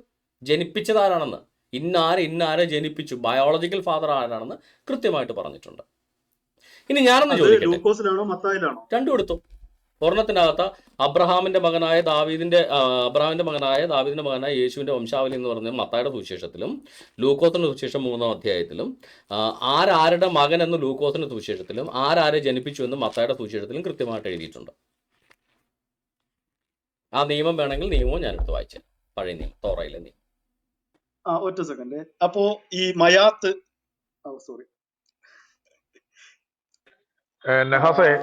കുറെ നേരമായി ഓരോ കാര്യങ്ങളും മറ്റൊരു കാര്യങ്ങളിലേക്ക് പോയിക്കൊണ്ടിരിക്കുകയാണ്. തോറയിലെ നിയമം താങ്കൾക്ക് കേൾക്കണോ? തോറയിലെ നിയമത്തിന് റഫറൻസ് വേണോ? അല്ല, പിതാക്കന്മാരുടെ കൃത്യമായിട്ട് രേഖപ്പെടുത്താത്തതിന്റെ തെളിവാ ഞാൻ. അല്ല, രേഖപ്പെടുത്തിയതിന്റെ തെളിവാ. ഒരാളുടെ ബയോളജിക്കൽ ഫാദറിനെ രേഖപ്പെടുത്തിയിട്ടുണ്ട്. അദ്ദേഹത്തിന്റെ ജനസംഖ്യാവലി പ്രകാരം ആരുടെ മകനെ എണ്ണപ്പെടുന്നു എന്നും രേഖപ്പെടുത്തുന്നത്. അതായത് അത്രത്തോളം കൃത്യമായ രേഖപ്പെടുത്തലാണ് ബൈബിളിനകത്തുള്ളത്. ഞങ്ങൾക്കല്ലല്ലോ, ബൈബിളിന്റെ എന്ന രീതിയിൽ നമുക്ക് നമ്മുടേതായിട്ടുള്ള ഒരു വിശദീകരണം ഉണ്ട്. സെബാസ്റ്റ്യൻ അത് എടുക്കും. നിങ്ങളുടേതായിട്ടുള്ള വിശദീകരണമല്ലേ? ഇത് തോറയിലെ കാര്യമാണ്. തോറയുടെ നിയമം അനുസരിച്ച് ജീവിക്കുന്ന യഹൂദന്റെ കാര്യമാണ്. ഒരു വ്യക്തിക്ക് രണ്ട് പിതാക്കൾ, അല്ലാതെ 2000 വർഷങ്ങൾക്ക് ശേഷം ഒരാളെ മകൻ തന്നെയാണ്. മകൻ തന്നെയാണ് ജനിപ്പിച്ചവനെയും മകൻ. ഒരു സെക്കൻഡ് ആണല്ലോ, ഞാൻ കാര്യം ചോദിക്കട്ടെ. ആണോ? അല്ല, സയ്യിദ് ഇബ്നു ജോർജ് എന്ന് പറഞ്ഞാൽ സയ്യിദിന്റെ ബാപ്പയാരാണ്? സയ്യിദ് ഇബ്നു ജോർജ്, സയ്യിദിനെ ജനിപ്പിച്ചതാരാ? സയ്യിദ് ഇബ്നു, നമുക്കറിയാവുന്ന ഒരു ആളല്ലേ. സുവിശേഷങ്ങളിൽ നിൽക്കുമ്പോൾ സുവിശേഷങ്ങളിൽ നിന്ന് മറുപടി സുവിശേഷങ്ങളിൽ തന്നെ പറയുന്നത്. അങ്ങനെയാണെങ്കിൽ സയ്യിദിനെ അറിയപ്പെട്ടിരുന്നത് സയ്യിദ് ഇബ്നു മുഹമ്മദ് എന്നറിയപ്പെട്ടിരുന്നു. മുഹമ്മദ് ജനിപ്പിച്ച മകനാണോ സയ്യിദ്? നഹാസെ, ബൈബിളിലെ നിയമം അനുസരിച്ചിട്ട് താങ്കൾക്ക് ബോധ്യപ്പെടുന്നില്ലെങ്കിൽ ഞാൻ നിങ്ങളുടെ മുഹമ്മദിന്റെ നിയമം അനുസരിച്ച് പറയാം. മുഹമ്മദിന്റെ കാലത്ത് സയ്യിദ് എന്ന് പറയുന്ന പയ്യനെ അറിയപ്പെട്ടിരുന്നത് സയ്യിദ് ഇബ്നു മുഹമ്മദ് എന്നായിരുന്നു. അത് പിൽക്കാലത്ത് മുഹമ്മദ് മരുമോളെ കെട്ടാൻ വേണ്ടി നിയമം മാറ്റിയാണ്. നിയമം മാറുന്നത് വരെ സയ്യിദ് ഇബ്നു മുഹമ്മദ് എന്നായിരുന്നു മുഹമ്മദിന്റെ വളർത്തുവാൻ അറിയപ്പെട്ടിരുന്നത്. സയ്യിദ് ഇബ്നു മുഹമ്മദിന്റെ മകനായ സയ്യിദ് എന്ന് പറഞ്ഞു കഴിഞ്ഞാൽ സയ്യിദിനെ ജനിപ്പിച്ചത് മുഹമ്മദ് ആണെന്നാണ് അർത്ഥം. ആണെങ്കിൽ പറ, തോറയിലെ നിയമം താങ്കൾക്ക് ബാധകമല്ല, മുഹമ്മദിന്റെ നിയമം ബാധകമല്ല എന്ന് പറഞ്ഞു കഴിഞ്ഞാൽ മനസ്സിലാക്കാം. യഹൂദന്മാരാ തോറയെ വിശ്വസിക്കുന്ന, തോറ അനുസരിച്ച് ജീവിക്കുന്ന യഹൂദന്മാരുടെ നിയമപ്രകാരമാണ് യോസഫിന്റെ പിതാവ് അടക്കമുള്ള മാതാവ് അടക്കമുള്ള ആളുകൾ ജീവിച്ചിരുന്നത്. യഹൂദന്മാരുടെ നിയമം അനുസരിച്ച് ജനസംഖ്യാ വലി രേഖപ്പെടുത്തുമ്പോൾ ഒരാൾ മകനില്ലാതെ മരിച്ചു പോയി കഴിഞ്ഞാൽ അയാളുടെ നെക്സ്റ്റ് ഓഫ് കിൻ വിവാഹം കഴിക്കുകയും അവർക്കുണ്ടാകുന്ന ആദ്യത്തെ മകനെ ആ മരിച്ചുപോയ ആളുടെ പേർക്ക് ജനസംഖ്യാ വലിയിൽ എണ്ണുകയും വേണം. അപ്പോൾ ഇന്നാളുടെ മകനാണ് യോസഫ് എന്ന് ജനസംഖ്യാ വലി പറയുമ്പോൾ കൃത്യമായിട്ട് മരിച്ചുപോയ ആളുടെ പേരെ പറയാൻ പറ്റുള്ളൂ. അതുകൊണ്ടാണ് മത്തായിയുടെ സുവിശേഷത്തിൽ അങ്ങനെ പറയുന്നത്. പക്ഷെ ആര് ജനിപ്പിച്ചു എന്നാണ് ലൂക്കോസിന്റെ സുവിശേഷത്തിൽ അങ്ങനെയാണ് പറയുന്നത്. ആരെ ജനിപ്പിച്ചു? ആദാം ശേത്തിനെ ജനിപ്പിച്ചു, തിരിഞ്ഞുപോയി. നേരെ തിരിച്ചാണ് മത്തായി ജനിപ്പിച്ച കാര്യവും തിരിഞ്ഞുപോയി. പ്രശ്നം കഴിഞ്ഞല്ലോ. അപ്പൊ കാര്യം മനസ്സിലായില്ലേ? കാര്യം മനസ്സിലായോ? ഇതിൽ കടുംപിടുത്തം പിടിക്കേണ്ട കാര്യമില്ല. കാര്യം ഉണ്ടല്ലോ, നിങ്ങൾക്ക് കടുംപിടുത്തം പിടിക്കേണ്ട കാര്യമില്ലെന്നോ? ബൈബിളിലൊരു നിയമം, ഈ യോസഫ് ജനിക്കുന്നതിന് 1000 വർഷങ്ങൾക്ക് മുന്നേ എഴുതി. യോസഫ് ജനിക്കുന്നതിന് 1000 വർഷങ്ങൾക്ക് മുന്നേ എഴുതപ്പെട്ട തോറ നിയമപ്രകാരമാണ് യോസഫിന്റെ തലമുറ ബൈബിളിൽ രേഖപ്പെടുത്തിയിരിക്കുന്നത്. അല്ലാതെ അതിനകത്ത് അണുവിടെ വ്യതിചലിച്ചിട്ടില്ല. അതുപോലെയാണോ ഒരാളുടെ വാപ്പ ആരാണെന്ന് തോറയിൽ എഴുതിയിരിക്കുമ്പോൾ അതിന് 2000 വർഷം ജനിച്ച ഏതോ ഒരു അറബി, ആ പുള്ളിക്കാരൻ ജീവിച്ചിരുന്നതിന് 1500 കിലോമീറ്റർ അകലെ താമസിക്കുന്ന 2000 വർഷങ്ങൾക്ക് ശേഷം ജീവിച്ച ഒരു അറബി വന്നിട്ട് വാപ്പേനെ മാറ്റിക്കഴിഞ്ഞാൽ, അങ്ങനെയാണെങ്കിൽ അതിനേക്കാൾ വാലിഡിറ്റി ഇന്ന് മുഹമ്മദിന്റെ വാപ്പ ഒരാൾ മാറ്റി ഉണ്ടാവില്ല. കാര്യം മുഹമ്മദ് ജനിച്ചിട്ട് ഇന്ന് 2000 വർഷം തികഞ്ഞിട്ടില്ല, 1600 വർഷമേ ആയിട്ടുള്ളൂ. മുഹമ്മദ് ജനിച്ച 1600 വർഷങ്ങൾക്ക് ശേഷം ഒരാൾ മുഹമ്മദിന്റെ വാപ്പേനെ മാറ്റിയാൽ നിങ്ങൾക്ക് അംഗീകരിക്കാൻ പറ്റില്ല. അബ്രഹാം ജനിച്ച് 2000 വർഷം ജനിച്ചിട്ടല്ല, അബ്രഹാമിന്റെ വാപ്പ ആരാണെന്ന് രേഖപ്പെടുത്തപ്പെട്ടിട്ട് 2000 വർഷത്തിന് ശേഷം വന്ന മുഹമ്മദ് വാപ്പയെ മാറ്റിക്കഴിഞ്ഞാൽ നിങ്ങൾ അംഗീകരിക്കും. ഇത് എവിടെ തന്നെയായോ സഹോദര? അതുമല്ല, മുഹമ്മദിന്റെ ജന്മത്തിൽ തന്നെ സംശയമുണ്ട്. അതല്ല, അതൊക്കെ ചോദിച്ചാൽ ഇങ്ങനെ കരയും. ഞാനതുകൊണ്ട് കരയിപ്പിക്കാത്തതാ. മുഹമ്മദിന്റെ വാപ്പ അബ്ദുള്ള മരിച്ച് 4 വർഷത്തിന് ശേഷമാണ് മുഹമ്മദ് ജനിക്കുന്നത്. ആ മുഹമ്മദിന്റെ വാപ്പ അബ്ദുള്ളയാണോ എന്ന് ഞങ്ങൾ അങ്ങ് ചോദിച്ചാൽ നിങ്ങൾ എന്ത് ഉത്തരം പറയും? കരയാനൊന്നുമില്ല സെബാസ്റ്റ്യൻ. ഒന്ന് കരയിപ്പിച്ച് കാണിക്കാം. മുഹമ്മദിന്റെ വാപ്പ മരിച്ച 4 വർഷത്തിന് ശേഷം ജനിച്ച മുഹമ്മദ് എങ്ങനെയാണ് മുഹമ്മദിന്റെ ലോക പ്രശസ്തമായിട്ട് നൂറ്റാണ്ടുകളായിട്ട് വിശ്വസിച്ചു വരുന്ന ഒരു ജനനത്തെ പറ്റിയിട്ട് ചർച്ച ചെയ്തുകൊണ്ടിരിക്കുന്ന ആൾക്കാരുണ്ട്. ഇന്നും ആ ജനനത്തെ ചോദ്യം ചെയ്തുകൊണ്ടിരിക്കുന്ന ആൾക്കാരുണ്ട്. അത്രത്തോളം ഒന്നും നിങ്ങൾക്ക് ആക്ഷേപിക്കാൻ പറ്റത്തില്ല.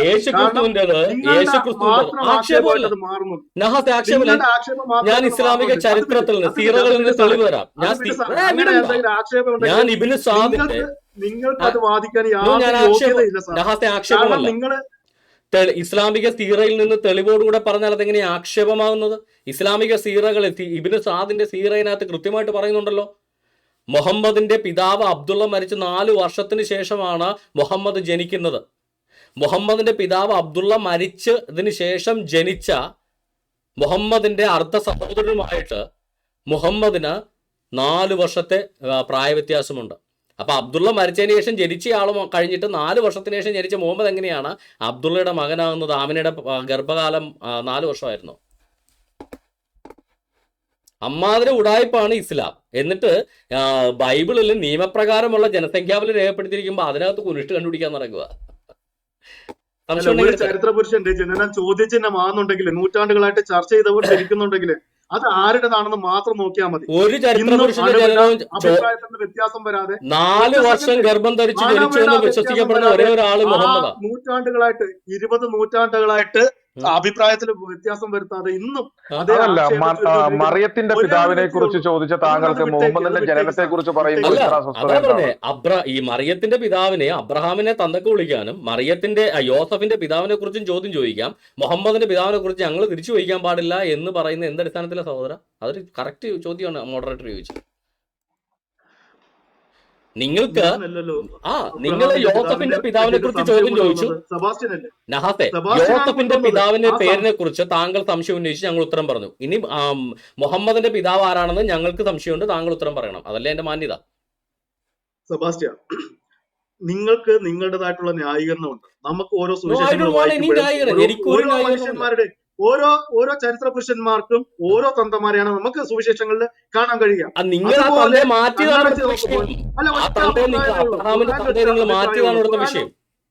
ഇബ്രാഹിം നബിയുടെ പിതാവിന്റെ കാര്യത്തിൽ ഖുർആൻ ഒരൊറ്റ അഭിപ്രായമേ ഉള്ളൂ. ആ അവിടെ സഹാബികൾക്കോ മറ്റ് എന്റെ പൊന്നു സഹോദര, തന്തയെ മാറ്റി നാട്ടുകാരുടെ പേരിട്ട് വിളിച്ചിട്ട് ഒറ്റ അഭിപ്രായം ഉള്ളത്. ഖുർആൻ ഒരൊറ്റ അഭിപ്രായമേ ഉള്ളൂ. നഹാസെ, താങ്കളുടെ ബാപ്പയുടെ പേര് മാറ്റി വേറെ ആരെങ്കിലും പേരിട്ട് വിളിച്ചിട്ട് ഒറ്റ അഭിപ്രായമേ ഉള്ളൂ എന്ന് പറഞ്ഞിട്ട് വല്ല കാര്യമുണ്ടോ? തന്തക്കുളി തന്നെയല്ലേ ഇത്? നഹാസെ, വികലമായിട്ടുള്ള ചരിത്രം നഹാസെ, എഴുതി വെച്ചിരിക്കുന്ന അബ്രഹാമിന്റെ അല്ല മുഹമ്മദിന്റെ ആണെങ്കിലും നഹാസെ, ആരുടെ തന്തയുടെ പേര് മാറ്റി വെച്ചും എനിക്ക് ഒറ്റ അഭിപ്രായമുള്ളൂ എന്ന് പറഞ്ഞിട്ട് തന്തക്കുളി തന്നെയല്ലേ? ബൈബിൾ എടുത്ത് നോക്കിയാൽ ആരുടെ തന്തയുടെ പേരാ മാറ്റാത്തത്? ആരുടെ ഓരോ വ്യക്തിക്ക് ഓരോ തന്തമാരല്ലേ? ഇസ്ലാമല്ല തന്തയുടെ മാറ്റിയത്. അബ്രഹാമിന്റെ പിതാവിനെ മാറ്റി അബ്രഹാമിനെ തന്തക്ക് വിളിച്ചത് മുഹമ്മദും ഖുറാനാണ്. പിതാവിന്റെ അവിടെ നിൽക്കട്ടെ. ആ തന്തക്ക് വിളിക്കുന്ന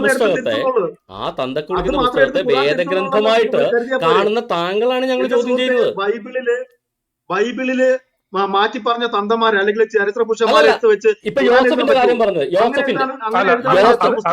അതിനെ കുറിച്ച് പറയണമെന്നുണ്ടെങ്കിൽ മുഹമ്മദിന്റെ ബാപ്പയെ കുറിച്ച് യോസഫിന്റെ പിതാവിന്റെ കാര്യത്തെ കുറിച്ച് ഞാൻ പറഞ്ഞു. താങ്കൾക്ക് അതിനുള്ള മറുപടി എന്താണ്?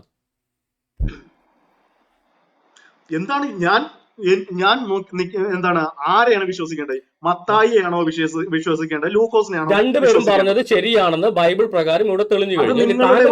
എന്റെ വാദം എനിക്ക് രണ്ടുപേരെ രണ്ട് വ്യക്തികളെയാണ് പറഞ്ഞിരിക്കുന്നത്. ജോസഫിന്റെ പിതാവായിട്ട് രണ്ട് വ്യക്തികളെയാണ്. കേട്ടത് മനസ്സിലായോ? ഞാൻ ആരെ എടുക്കണം? താങ്കൾ രണ്ടുപേരെയും എടുക്കണം. മലയാളം അറിയാത്ത എന്റെ കുഴപ്പമില്ല. നഹാസെ, മലയാളം അറിയാത്ത എന്റെ കുഴപ്പമില്ല. മലയാളം അറിയാത്ത എന്റെ സയ്യിദിന് എത്ര തന്തയുണ്ടായിരുന്നു? മുഹമ്മദിന്റെ മകൻ സയ്യിദിന് എത്ര തന്തയുണ്ടായിരുന്നു നഹാസെ? മുഹമ്മദിന്റെ മകൻ സയ്യിദ് ഇബ്നു മുഹമ്മദ് എന്ന് അറിയപ്പെട്ടിരുന്നു. സയ്യിദ് ഇബ്നു, പുള്ളിയുടെ പുതിയ അപ്പന്റെ ഒറിജിനൽ അപ്പന്റെ പേരെന്തായിരുന്നു നഹാസെ? മുഹമ്മദിന്റെ വളർത്തു മകൻ ആരുടെ മകനായിട്ടാണ് അറിയപ്പെട്ടത്? നഹാസ് ഉത്തരം പറഞ്ഞു. നഹാസ് എന്റെ തന്തക്ക് വിളിച്ചെങ്കിൽ മുഹമ്മദ് അല്ല, സംശയം ഉണ്ടെന്നേ. ഞാൻ സയ്യിദ് ഇബ്നു മുഹമ്മദ് എന്ന് വിളിച്ചത് മുഹമ്മദ് സയ്യിദിന്റെ ബാപ്പയായതുകൊണ്ടാണോ? നഹാത്തെ ചോദിച്ചത് പറ. നാട്ടുകാർക്ക് ആ കാലഘട്ടത്തിലെ വ്യക്തികൾക്ക് ഒരു സംശയമില്ലായിരുന്നു. നഹാസിന് സംശയമുണ്ടല്ലോ. സയ്യിദ് ഇബ്നു മുഹമ്മദ് എന്ന് പറഞ്ഞാൽ മുഹമ്മദിന്റെ ബാപ്പയായിരുന്നു.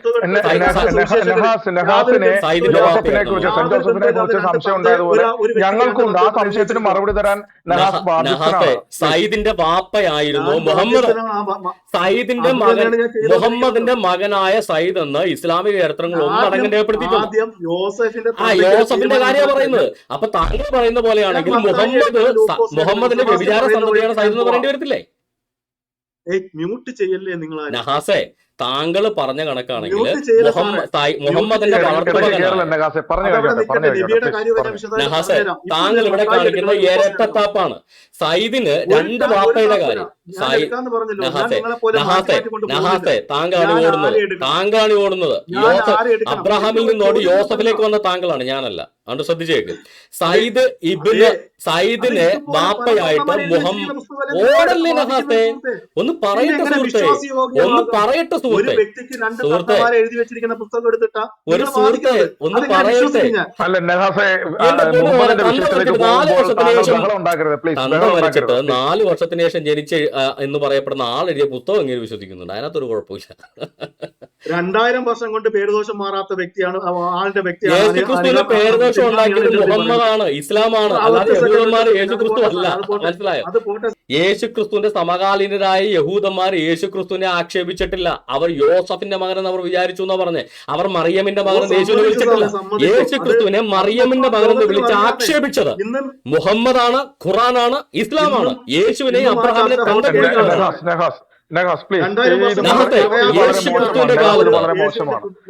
താങ്കൾ ചോദിച്ച ചോദ്യങ്ങൾക്കെല്ലാം വളരെ വ്യക്തമായി സെബാസ്റ്റ്യൻ ബ്രദർ ഉത്തരം തന്നു. താങ്കളോട് ചോദിക്കുന്ന ചോദ്യങ്ങൾക്കെല്ലാം താങ്കൾ ബഹളം ഉണ്ടാക്കി അതിൽ നിന്ന് തെന്നി മാറുകയാണ് ചെയ്യുന്നത്. ബഹളം ഉണ്ടാക്കുന്നത് ഞാൻ ഇടയ്ക്ക് സംസാരിക്കുന്നതിന് ഇടയ്ക്ക് സെബാസ്റ്റ്യൻ ഇടപെടുന്നുകൊണ്ടാണ്. ചോദിക്കുന്ന ചോദ്യങ്ങൾക്ക് ഉത്തരമില്ലല്ലോ. താങ്കൾ ചോദിച്ചു, താങ്കൾ ഉത്തരം മനസ്സിലായി ഒന്നുകൂടെ പറഞ്ഞുതരാം. ലിസൺ.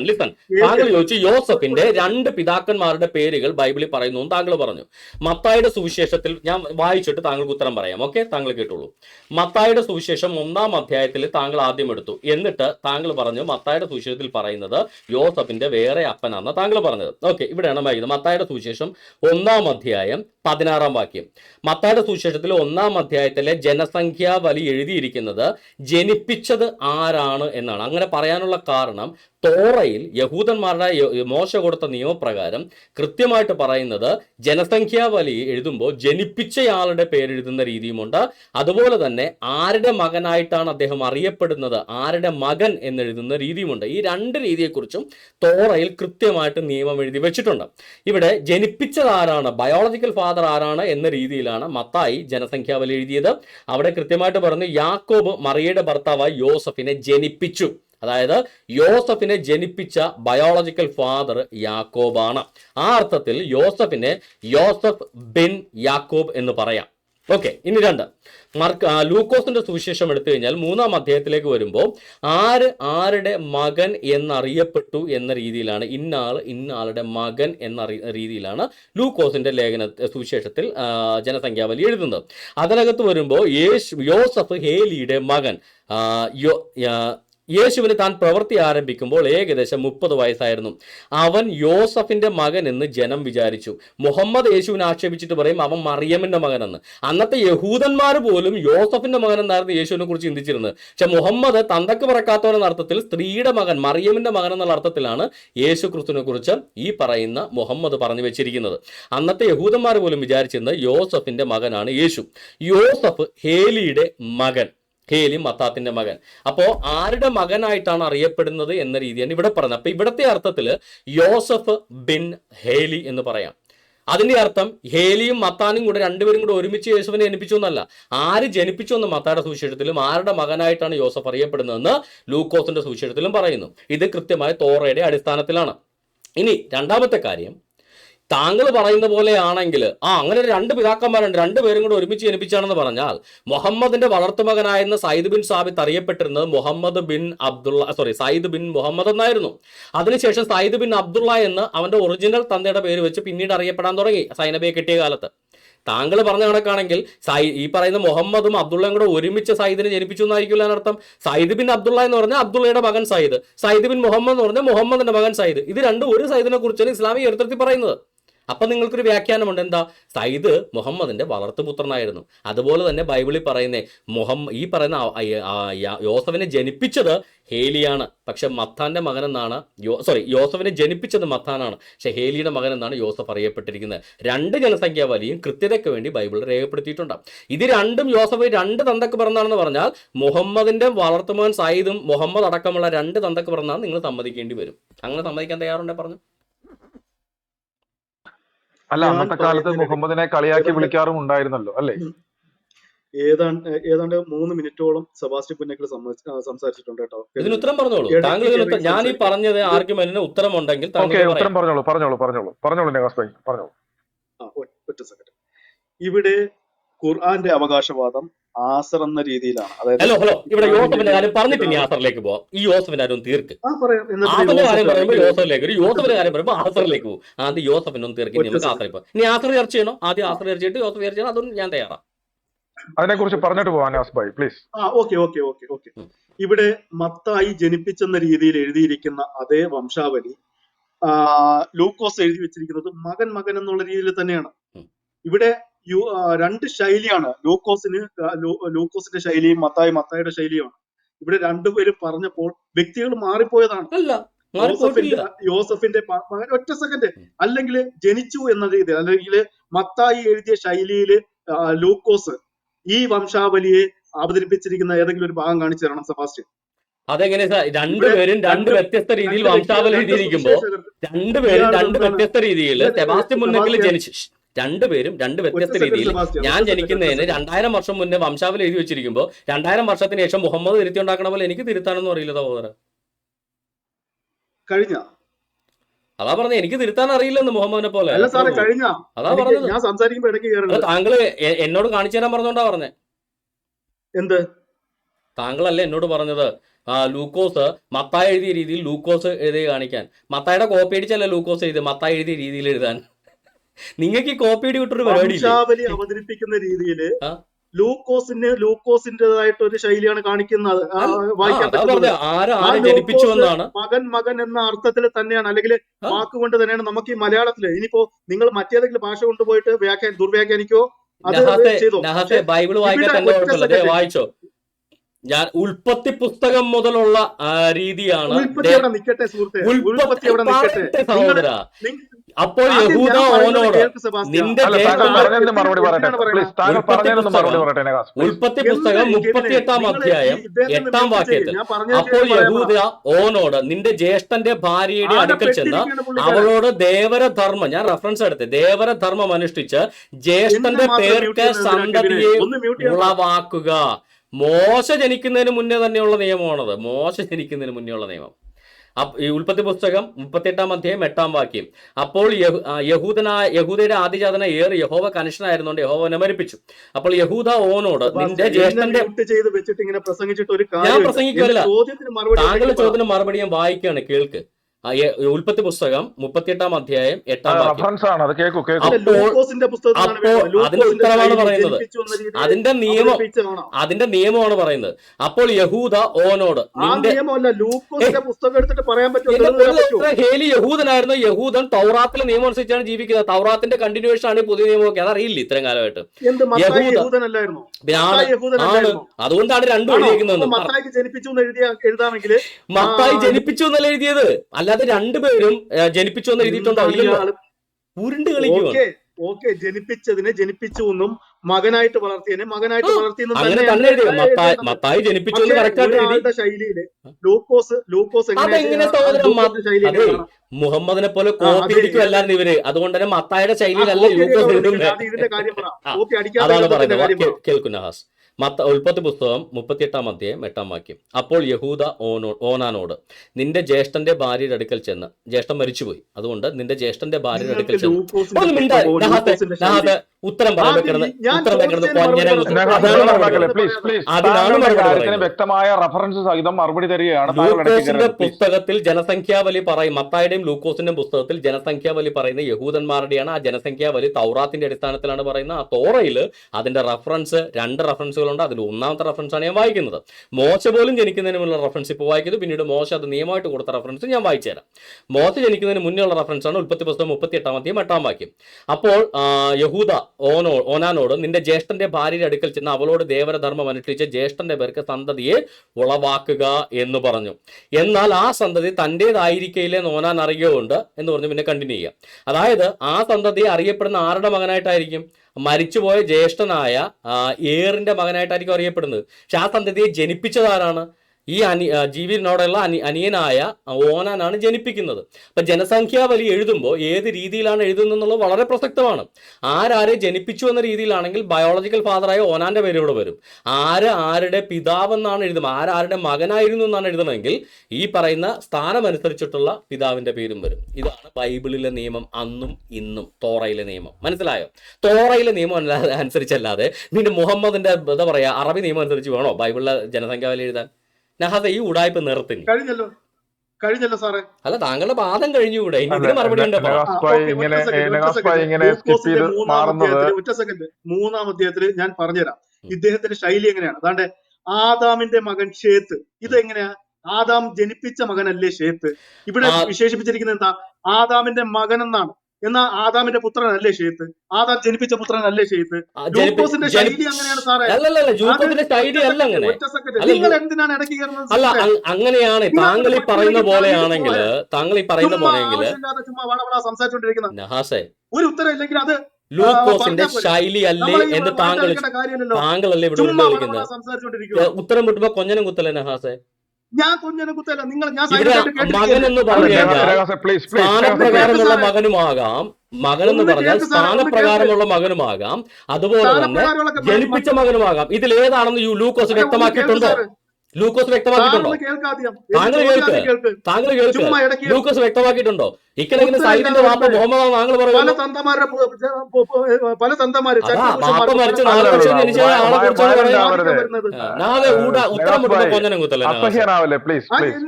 ഉത്തരം മുട്ടുന്നത് നിങ്ങൾക്കാണ്. ലൂക്കോസ് പറഞ്ഞിട്ടുണ്ടോ യോസഫിനെ ജനിപ്പിച്ചത് ഹേലിയാണെന്ന് ലൂക്കോസ് പറഞ്ഞിട്ടുണ്ടോ? ഞാൻ അവിടെ എടുത്ത് ചോദിക്കുന്നത് കാണിക്ക്. ആ ലൂക്കോസ് തന്നെ പറയുന്നത് എന്താ? ആദമിന്റെ മകൻ ഷേത്ത് എന്നാണ്. ആദം ജനിപ്പിച്ച മകനല്ലേ ജനിപ്പിച്ചാലും ഷേത്ത്? ആദമിന്റെ മകൻ ആദം ഷേത്താവും. ജനിപ്പിച്ച മകനല്ലേ ഷേത്ത്? ഇത് ലൂക്കോസിന്റെ ശൈലി. അത് മറ്റേത് മത്തായിയുടെ ശൈലി. മത്തായി ജനിപ്പിച്ചു എന്ന് എഴുതി, ഇവിടെ മകൻ എന്നുള്ള രീതിയിൽ എഴുതി. രണ്ടുപേർക്കും, രണ്ട് സുവിശേഷർക്കും ആള് തെറ്റിപ്പോയി. അത് ആള് തുറന്ന് തെറ്റിപ്പോയിട്ടില്ല. സമ്മതിക്കാൻ അത് അതെങ്ങനെയാണ്? ലൂക്കോസ് ഓരോരുത്തർക്കും ജനിപ്പിച്ച ഓരോ ആരാണെന്ന് ശൈലിയല്ലേ? എഴുതിയിട്ടില്ലല്ലോ. താങ്കൾ തോറാത്തിലെ നിയമം അറിയാത്ത ഞങ്ങളുടെ കുഴപ്പമല്ല നഹാസെ. നിങ്ങൾക്ക് തോറയിലെ നിയമം അറിയാത്ത ഞങ്ങളുടെ കുഴപ്പമല്ല. മുസ്ലിങ്ങൾക്ക് ഞാൻ തോറ സുവിശേഷം അറിയാത്തത് വെച്ചിട്ടാണ് ദാറ്റ്സ് നൺ ഓഫ് മൈ സംസാരിക്കുന്നത്. ബിസിനസ് നഹാസ്. സെബാസ്റ്റ്യൻ, ഞാൻ സുവിശേഷം വെച്ചിട്ടാണ് ആ സംസാരിക്കുന്നത്. സുവിശേഷത്തിലെ യോസഫിന്റെ വാർത്തയുടെ കാര്യം പറയുന്നത് തോറയുടെ നിയമമാണ്. മനസ്സിലായോ? കാര്യമല്ല. ഒരു മനസ്സിലാക്കലില്ല. സുവിശേഷത്തിലെ വാപ്പയുടെ കാര്യം പറയുന്നത് തോറയുടെ നിയമം. യോസഫിന്റെ വാപ്പ ആരാണെന്ന് ചോദിച്ചാൽ അത് തോറ അനുസരിച്ചാ പറയുന്നത്. അല്ല നഹാസെ, ഒറ്റ സെക്കൻഡ് നഹാസെ, അതായത് താങ്കൾ ഇവിടെ പറയുന്നത് ഹേലിയുടെ മകനാണ് യോസഫ് എന്ന് പറഞ്ഞു കഴിഞ്ഞാൽ ഹേലി യോസഫിന്റെ ബയോളജിക്കൽ ഫാദർ ആണെന്നാണ് അർത്ഥം. വളർത്തിയ രീതിയിലല്ല അവർ മകനെന്ന് വിശേഷിപ്പിച്ചിരിക്കുന്നത്. ഞാൻ ചോദിച്ച ചോദ്യത്തിന് താങ്കൾ ജനിപ്പിച്ച മകനെയും മകൻ എന്ന രീതിയിൽ തന്നെയാണ് അതായത് യോസഫ് ബിൻ ഹേലി, ഒറ്റ സെക്കൻഡ് സെബാസ്റ്റ്യ, യോസഫ് ഹേലിയുടെ മകൻ യോസഫ് ബിൻ ഹേലി എന്ന് പറഞ്ഞു കഴിഞ്ഞാൽ ഞങ്ങൾ ഒരു സെക്കൻഡ് ബഹളം വെക്കല്ലേ, ഒരു സെക്കൻഡ്, ഒരു ചെറിയ കാര്യമല്ല ഞാൻ ചോദിക്കുന്നുള്ളൂ. താങ്കൾ വായിച്ച വാക്യം ഒന്ന് വായിച്ചു തരുമോ? യോസഫ് ബിൻ ഹേലി എന്നാണ് താങ്കൾ വായിച്ച വാക്യം. യോസഫ് ഹേലിയുടെ മകൻ എന്നാണ് ലൂക്കോസിൽ താങ്കൾ വായിച്ച വാക്യം. യോസഫ് ബിൻ ഹേലി എന്ന് പറഞ്ഞാൽ ഹേലി ജനിപ്പിച്ച മകൻ തന്നെ ആകണമെന്ന് നിർബന്ധമുണ്ടോ ആ പ്രയോഗം കൊണ്ട്? സ്ഥാനപ്രകാരമുള്ള മകനായാലും പോരെ? നിർബന്ധമുണ്ട്. അതിനുള്ള തെളിവാണ് ഞാൻ അങ്ങനെയാണെങ്കിൽ സയ്യിദ് ഇബ്നു ഒരു സെക്കൻഡ്. അപ്പൊ താങ്കൾ പറയുന്ന കണക്കാണെങ്കിൽ സയ്യിദ് എന്ന് പറയുന്നത് മുഹമ്മദിന്റെ വ്യഭിചാര പുത്രനായിരിക്കുമല്ലോ. സയ്യിദ് ഇബ്നു മുഹമ്മദ് എന്നാണ് സയ്യിദ് അറിയപ്പെട്ടിരുന്നത്. അവിടെ ഈ നിയമം ബാധകമല്ലേ? തെളിവ് പറയട്ടെ. ഞാൻ നിഷേധിക്കുന്നില്ല. അപ്പൊ സയ്യിദ് ഇബ്നു മുഹമ്മദ് എന്ന് പറഞ്ഞത് മുഹമ്മദ് ആയിരുന്നു സയ്യിദിനെ ജനിപ്പിച്ചത്. പിന്നെ എന്തിനാണ് മുഹമ്മദ് സയ്യിദിന്റെ വാപ്പയെ മാറ്റി സയ്യിദ് ഇബ്നു അബ്ദുള്ള എന്ന് പേരിട്ടത്? എന്ത് കഷ്ടകാലമാണല്ലോ. അങ്ങനെയാണെങ്കിൽ കുന്നിൻ ചരിവിലെ ഈന്തപ്പന എന്നൊക്കെ പറയുന്നത് സയ്യിദ് എന്ന് പറയുന്നത് ഇവരുടെ പുസ്തകത്തിൽ തന്നെ സയ്യിദിനെ ഇത് ചരിത്ര രേഖയല്ലേ? നിങ്ങൾ ഇത് ഉടായ്പ കാണിക്കുന്നില്ല.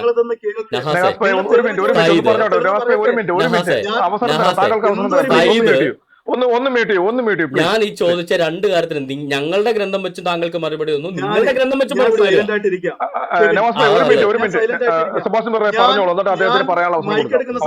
സെബാസ്റ്റ്യൻ മൈക്ക് എടുക്കാതെ നോക്കുകയാണെങ്കിൽ ഞാൻ സൈലന്റ് ആയിട്ടിരിക്കാം. ഒരു കാര്യം കൂടെ പറയട്ടെ, എന്നിട്ട് താങ്കൾ പറഞ്ഞു. അതായത് ബൈബിളിലെ നിയമം അനുസരിച്ചിട്ട് ജനിപ്പിച്ചയാളുടെ പേരായിട്ടും മകന്റെ പേര് പറയാം, അല്ലാതെ ആരുടെ മകനെന്ന പേരിൽ അറിയപ്പെടുന്നു എന്ന കാര്യത്തിലും ജനസംഖ്യാവിലും പറയാം. ബൈബിളിലെ നിയമം അങ്ങനെയാണ്. ആ അർത്ഥത്തിൽ ഞാൻ താങ്കൾക്ക് ഇത് വ്യാഖ്യാനിച്ചു തന്നു. ഇനി താങ്കൾക്ക് ഇത് ബൈബിളിലെ നിയമം താങ്കൾക്ക് പ്രസക്തമല്ലെങ്കിൽ നിങ്ങളുടെ മതത്തിലെ നിയമപ്രകാരം പോലും സയ്യിദ് എന്ന് പറയുന്ന വ്യക്തിയെ സയ്യിദ് ബിൻ മുഹമ്മദ് എന്നും സയ്യിദ് ബിൻ അബ്ദുള്ള എന്നും ഖുറാനിൽ ഈ പറയുന്ന തഫ്സീറുകൾക്കകത്തും ഹദീസുകൾക്കകത്തും വിശേഷിപ്പിച്ചിട്ടുണ്ട്. അപ്പോൾ സയ്യിദ് ബിൻ അബ്ദുള്ള എന്ന് പറയുന്ന പോലെ, സയ്യിദ് ബിൻ മുഹമ്മദ് എന്ന് പറയുന്ന പോലെയാണ് ലൂക്കോസിന്റെ സുവിശേഷത്തിൽ യോസഫ് ബിൻ ഹേലി എന്ന് പറയുന്നത്. നിങ്ങളുടെ കണക്കാണെങ്കിൽ യോസഫ് ബിൻ ഹേലി എന്ന് പറഞ്ഞാൽ, യോസഫ് ഹേലിയുടെ മകൻ എന്ന് പറഞ്ഞാൽ യോസഫ് ബയോളജിക്കലി ജനിപ്പിച്ച തന്നെയാണ്, അങ്ങനെയാണ് ആ വാക്കിനർത്ഥം എന്ന് നിങ്ങൾ വാദിക്കുകയാണെങ്കിൽ, സയ്യിദ് എന്ന് പറയുന്ന ആൾക്ക് രണ്ട് തന്തമാരുണ്ട്. അതിൽ ഒരു തന്ത മുഹമ്മദും ഒരു തന്ത അബ്ദുള്ള. മുഹമ്മദ് വാപ്പ അബ്ദുള്ള അല്ല കേട്ടോ, വേറെ അബ്ദുള്ളയാണ്. ആണ് രണ്ട് തന്തമാരും കൂടെ സയ്യിദിനെ ഉണ്ടാക്കി നിങ്ങൾ പറയേണ്ടി വരും. ആ ഉടായ്പ എന്തിനായി ഇറക്കുന്നതെന്ന് ഞാൻ ചോദിച്ചത്. ഇനി കെവിനെ അയാളെ സംസാരിക്കാൻ അനുവദിക്കരുത്.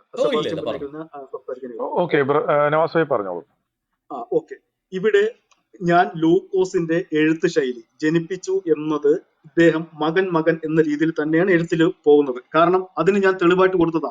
ആദാം തൊട്ടുള്ള സകല തലമുറകളെയും ജനിപ്പിച്ചവരെ ജനിപ്പിച്ച മകനെന്ന് വിശേഷിപ്പിച്ചിട്ടാണ് പോകുന്നത്. ഇത് ലൂക്കോസിന്റെ ശൈലിയാണ്. ആ അർത്ഥത്തിൽ മകനെന്ന് വിശേഷിപ്പിച്ചാല് ആദം ഷേത്തിനെ ജനിപ്പിച്ചു എന്ന് പറയുന്ന അർത്ഥത്തിൽ തന്നെയാണ് ഇവിടെ ഹേലിയുടെ. അതെങ്ങനെയാണ് വിവിധങ്ങളായ ശൈലികളിലല്ലേ അല്ലെങ്കിൽ നിങ്ങൾ തെളിവ് തരണമെന്നേ. നിയമം തന്നെ താങ്കൾക്ക് ബോധ്യപ്പെട്ടില്ലേ? എന്താണ് ലൂക്കോസിന്റെ ശൈലിയാണ് ഞാൻ പറയുന്നത്. ഈ ശൈലിയിൽ തന്നെയാണ് ലൂക്കോസ് ആ സകല വംശാവലിയും ഇവിടെ എഴുതി വെച്ചിരിക്കുന്നത്. ഇവിടെ ജനിപ്പിച്ചു എന്ന് ഒരു വ്യക്തിയെ പോലും അടയാളപ്പെടുത്തുന്നില്ല. ആദം ജനിപ്പിച്ച ഷേത്തിനെയും മകൻ എന്ന രീതിയിലാണ് പറയുന്നത്. അപ്പൊ നിങ്ങൾക്ക് വാദിക്കാൻ പറ്റില്ല. രണ്ട് സുവിശേഷകരും രണ്ട് വ്യക്തികളെ വെച്ചിട്ട് ഒരു വ്യക്തിയുടെ തന്തമാരെ ഉണ്ടാക്കി വെച്ചിരിക്കുകയാണ് ഇതില്. ജോസഫിന് രണ്ട് തന്തമാരെ രണ്ട് സുവിശേഷകരെ ഉണ്ടാക്കി വെച്ചിരിക്കുകയാണ്. കഴിഞ്ഞല്ലോ. ഒറ്റ സെക്കൻഡ് കഴിഞ്ഞിട്ടില്ല സുഹൃത്തെ, കഴിഞ്ഞിട്ടില്ല. അപ്പൊ ഇതൊരു സെബാസ്റ്റ്യന് ഇവിടെ ലൂക്കോസ് ജനിപ്പിച്ചു എന്ന് പറഞ്ഞ് തുടങ്ങുന്ന ഒരു വംശാവലി കാണിക്കാൻ പറ്റുമെങ്കിൽ എനിക്ക് കാണിച്ചു തരാം. അല്ലാണ്ട് ചുമ്മാ മുഹമ്മദ് നബിയെ തന്തയ്ക്ക് വിളിക്കുന്നത് ഞാൻ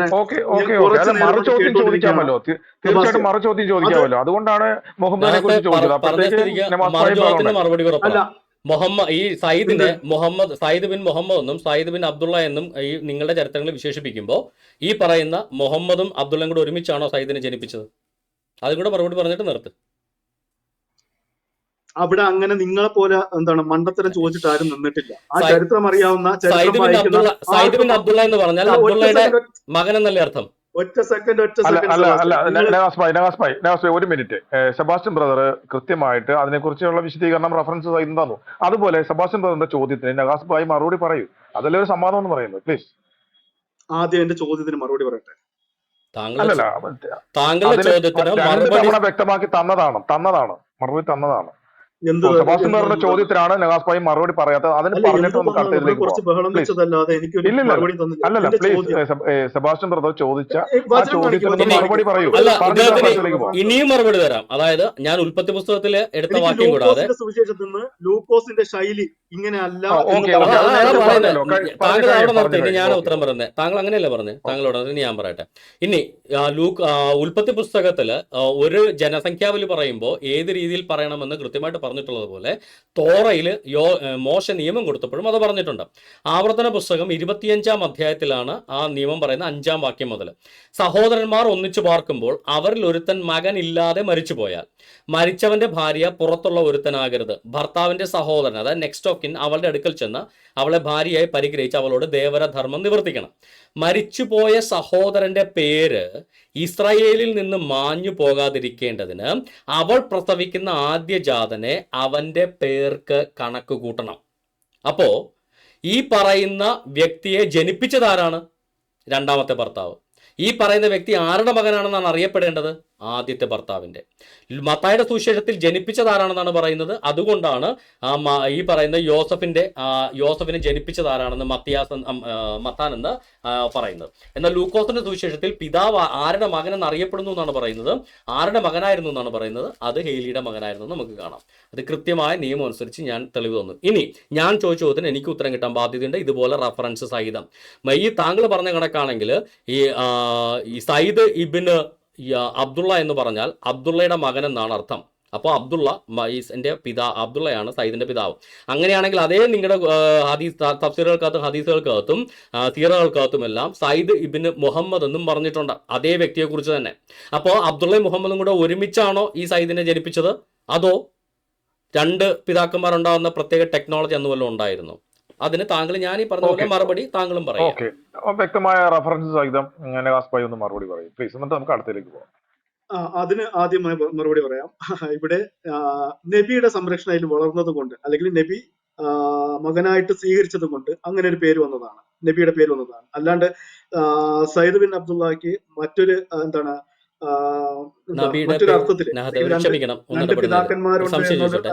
നബിയുടെ പേര് അറിയപ്പെട്ടിരുന്നത്. നിങ്ങൾ പ്രസംഗിച്ചുകൊണ്ടിരുന്നല്ലോ, ഒന്ന് മ്യൂട്ട് ചെയ്യും. ഒരു മിനിറ്റ് എങ്കിലും ഒന്ന് മ്യൂട്ട് ചെയ്ത് അടങ്ങിയില്ല. ഒരു സംശയം ഉണ്ടായിരിക്കാൻ പോവാ. ഒരു ക്ലാരിറ്റിയും നബിയുടെ പേരെന്ന് പറഞ്ഞത് സയ്യിദ് ബിൻ മുഹമ്മദ് എന്നാണ്. അത് പറയാൻ ചോദിച്ചതിന് എന്തെങ്കിലും ക്ലാരിറ്റി തന്നിട്ടുണ്ടോ? സെബാസ്റ്റ്യൻ ഒന്ന് മ്യൂട്ട് ചെയ്യ് പ്ലീസ്, മ്യൂട്ട് ചെയ്യ്. അല്ലല്ല, ഒരു സംശയം ചോദിച്ചു, അതോടെ ക്ലിയർ ആയിട്ട് മുന്നോട്ട് പോയിക്കോളൂ. എന്നെ സംശയം ചോദിക്കാൻ അനുവദിച്ചോ? ഞാനൊരു റെഫറൻസ് കൊടുത്തിട്ട്, അല്ലെങ്കിൽ താങ്കൾ ഇതിന് റെഫറൻസ് വരും.